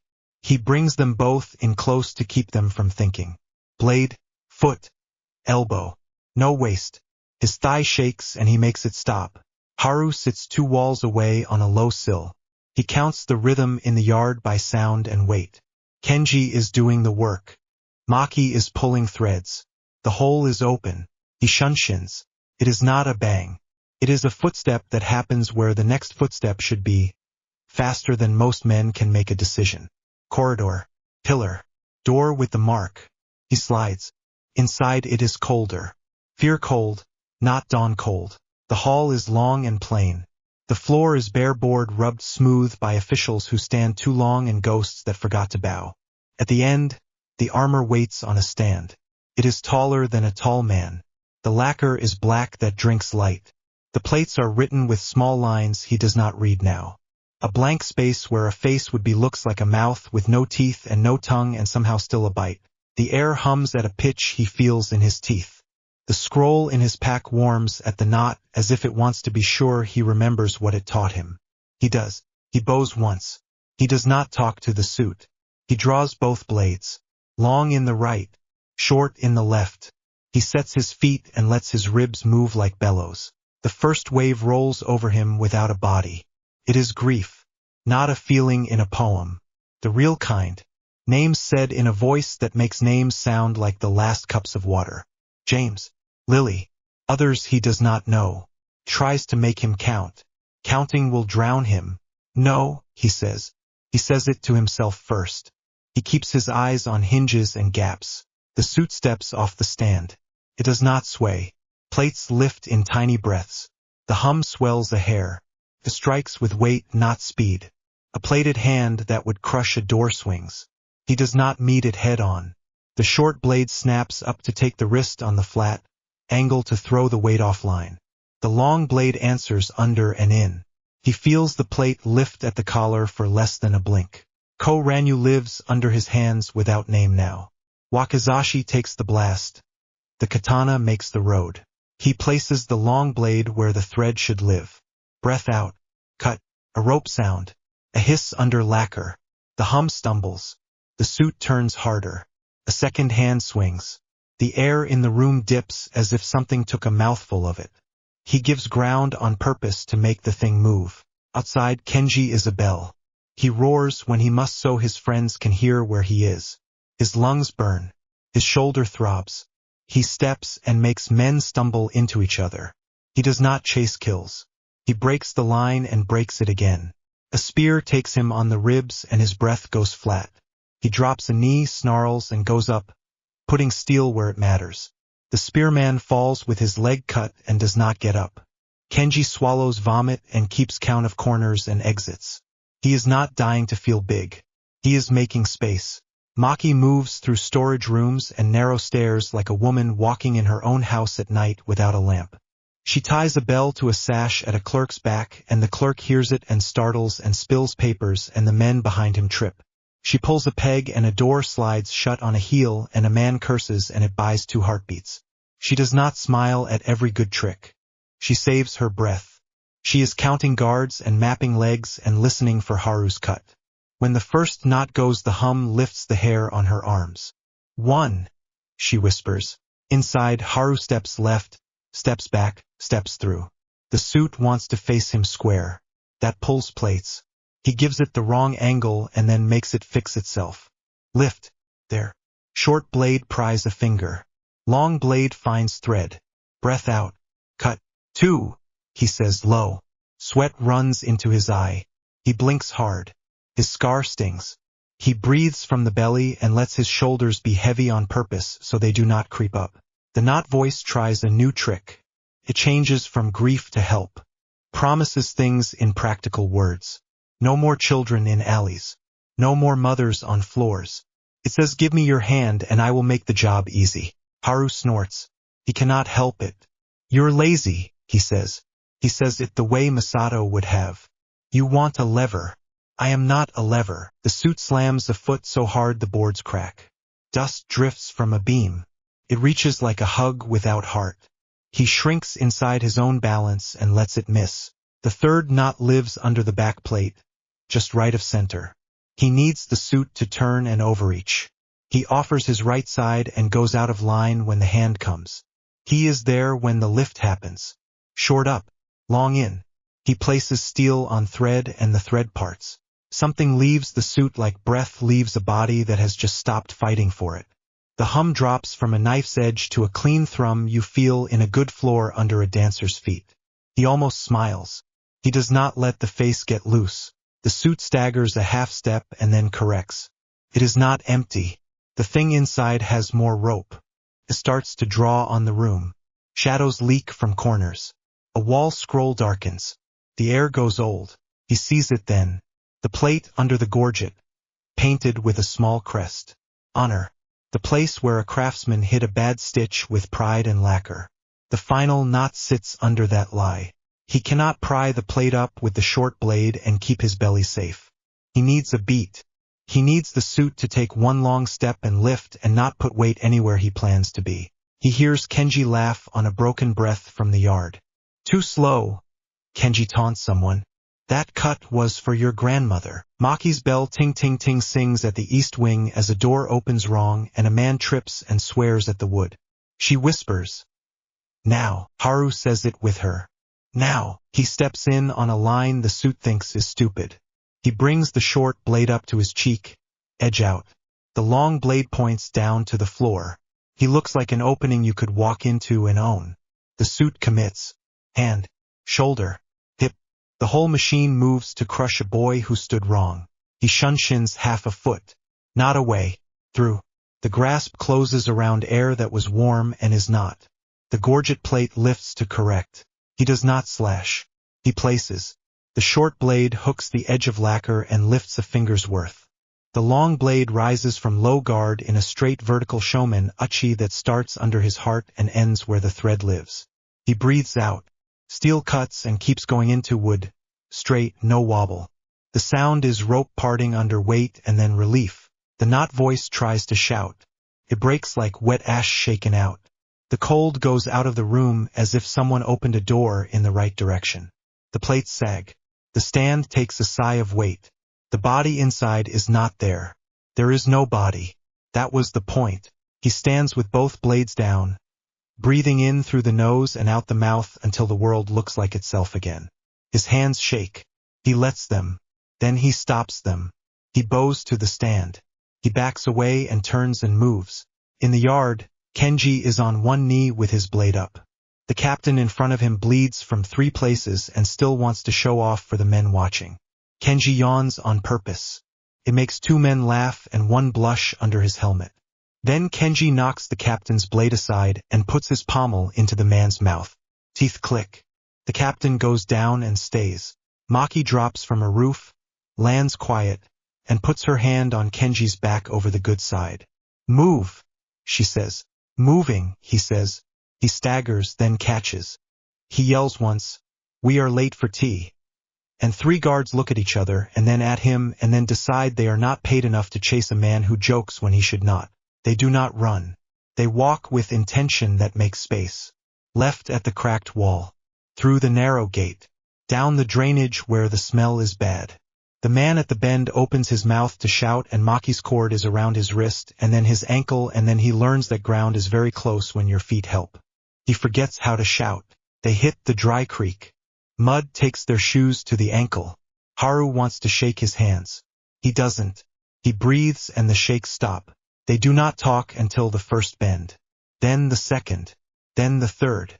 At the 4th Kenji laughs and then coughs and then hisses because coughing hurts. Done, he says. Tell me it's done. It's done, Haru says. Maki looks back one last time. The mountain holds the citadel the same way. No torches. No alarms that carry. But the hum is gone. She feels it in the underside of her jaw. She nods. They climb to the marker stone above the old kiln by late afternoon. The sun sits low and makes long, simple shadows. They sit under the pine where they sat last time and listen to their hearts come back. Kenji peels his sleeve off the sticky cut.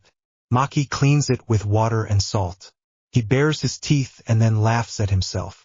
Haru lays the sword, the scroll, and the jewel out in a neat row and touches each one with 2 fingers to be sure he is not dreaming and not making a shrine in a stupid way.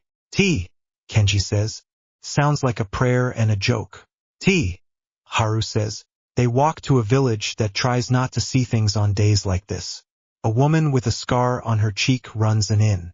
She takes one look and puts them in the room near the back where the window does not stick. She brings a kettle that sings the right way and 3 bowls and a plate of pickles.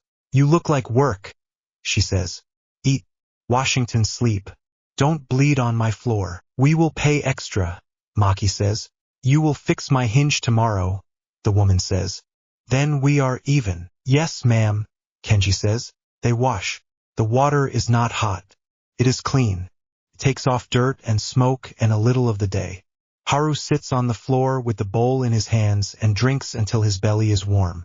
He puts the bowl down, looks at Maki and looks at Kenji. We did it clean, he says. No speeches. No statues. Good, Maki says. She leans her shoulder to his. I want to argue about tea now, not ghosts. Tea is good, Kenji says, eyes half closed. Sleep is better. They sleep. Kenji snores. He will deny it in the morning. Maki breathes evenly. Haru wakes once and listens for a hum that does not return. He sleeps again. Morning brings birds and a knock. The innkeeper does not wait for an answer. She opens the door and steps to the side. Behind her, 3 men in formal coats and 2 in armor that does not look like the citadel stand in the hall. The man in front wears no sword. He carries a letter case. Shogun's council envoy, he says. Kenji reaches for a weapon that is wrapped under his bedroll and stops. Haru lifts a hand. We're awake, he says. Talk outside. I will not disrespect this room. They stand in the small yard where laundry lines make bright flags out of shirts. The envoy opens the letter case and removes a paper with 5 seals. He looks tired and honest.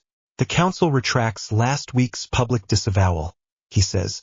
The record will show that we spoke in fear and acted small. We were wrong. We ask pardon. Kenji's jaw works.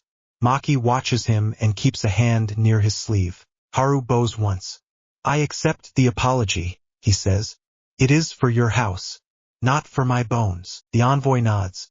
We also ask you to return, he says. We can find a title. We can make you official. Haru looks at Kenji. He looks at Maki. He looks at his own hands. He shakes his head. No, he says. I am Ronin. It is not a costume. It is the shape I stand in. Titles would close doors I need open. Keep your seals. Keep your roofs on homes. We will keep knives off your throats when you forget to check the alley. The envoy almost smiles. He hides it because he is at work. Then take this, he says. He hands over a smaller paper with 1 seal. A letter of introduction for honest tea rooms and gates that should open when you knock. It says you work for the country even when you do not say you do. Maki takes it. We'll use it if it does not get in the way, she says. The envoy bows. Good, he says. Thank you for yesterday. They leave. The innkeeper looks at Haru and points at her door hinge. He fixes it with a wedge and a small plane and a pinch of patience. She nods and hands him a bun with red bean paste and refuses money. They walk out of the village into light that has not decided to be hot yet. The road runs down to a river and up to a ridge and then to a valley with a stand of pine that knows their steps. On the way they pass a boy trying to split wood with a bad angle. Kenji stops and shows him how to let the swing fall, not push it. The boy nods like he knows, then does it wrong again, then right. Kenji ruffles his hair and pretends he didn't. By evening they stand at the plain gate of a place with no sign. Masato is there. He holds a broom. He looks at their faces and their hands and the way they stand. He sets the broom aside and bows. If you ask to come back under my roof, I say yes, he says. If you ask for a blessing to walk out again with your own roof on your own back, I say yes. Haru bows. We are starting a thing, he says. Not a school for children who want to be dangerous.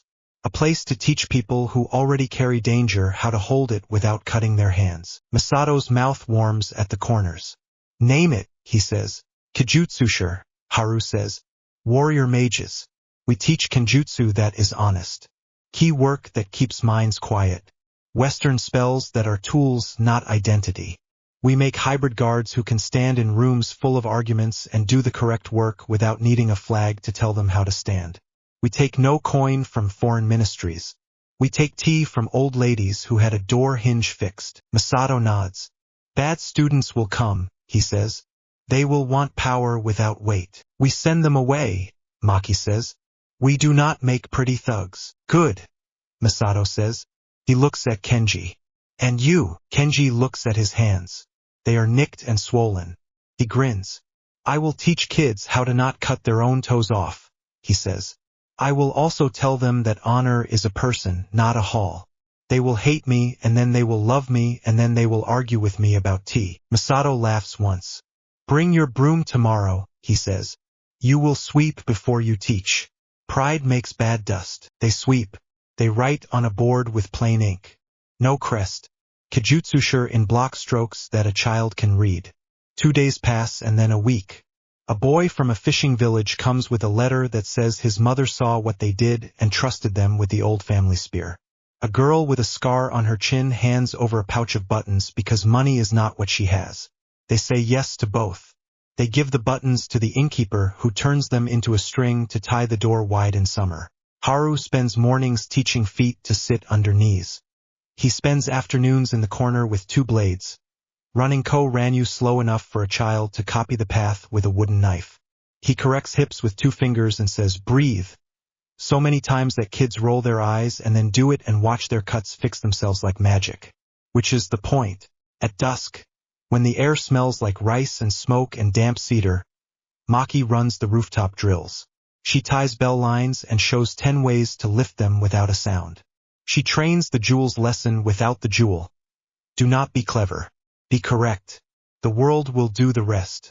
The kids practice being boring until they are quiet as moss. Kenji stands under the pine and drills men and women in Joden and Chuden until they stop making faces. He makes them say their own names before they swing. He makes them say the names of the people they will not swing at. He takes a cut to the shoulder because he did not duck a boy's wild strike fast enough, and he laughs and calls it fair, and the boy cries because he was scared, and Kenji sets a hand on the back of his neck and says, It's all right. Now you know you can hurt someone. So don't. News comes slow. No new hum on the mountain. The West writes letters with too much ink and gets no answer.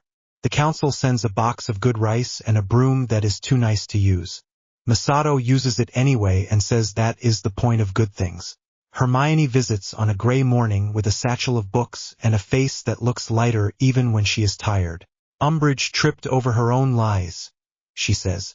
I did not help her fall. I only moved the rug. Good, Maki says. She hugs her like a friend, not like a letter. Stay and yell at our students when they misuse words. I would like that very much, Hermione says. At night, when the yard is quiet and the pine clicks softly, Haru and Maki sit on the step with their socks on and their feet not touching the dust. They drink tea out of bowls that the innkeeper swore were chipped when she gave them and turned out fine once washed. I keep waiting for the urge to make a speech, Maki says. It hasn't come. Good, Haru says. We do work. She leans her head to his shoulder. He takes her hand. Their fingers fit and sit. The scar on his forehead aches when the weather changes. He rubs it and laughs at himself for rubbing it. You miss her, Maki says. I carry her, he says. I do not drag her. Same, she says. With other ghosts, they sit until the kettle hums low and then goes quiet. He stands and he does not feel like a legend. He feels like a person with students who will trip if the mats are not tied down. The next morning a boy drops his sword. Clatters. Everyone jumps. Haru picks it up, puts it back in the boy's hands and says, again. Like Masato did the first time he missed a block and cried. The work goes on. The road in front of their feet is clean because they sweep it. When storms come, they lean. When the air is still, they practice breathing without trying to look impressive. When someone asks him in the market, Are you the Ronin mage? He does not puff up. He bows small and says, Haru. Because that is the name Masato gave him when he was a child who had to learn to use a broom before he earned a blade. If a new dark rises, and it will, because people are people, they will go where it rises and do the same thing. No banners. No speeches. A plan that makes room for tea and socks and coming home. The mountain holds the memory of the citadel. The grove keeps its own quiet. The city learns to fix hinges faster. The council writes shorter letters. The West pretends it knew the right answer all along. None of that owns them. Steel and spirit, breath and step. A cut placed where a bad knot hides under pretty lacquer. A hand on a shoulder to keep a friend from swinging at a mouth. A kiss at the doorway before work. A kettle that knows how to sing. Not legend. People. That is enough.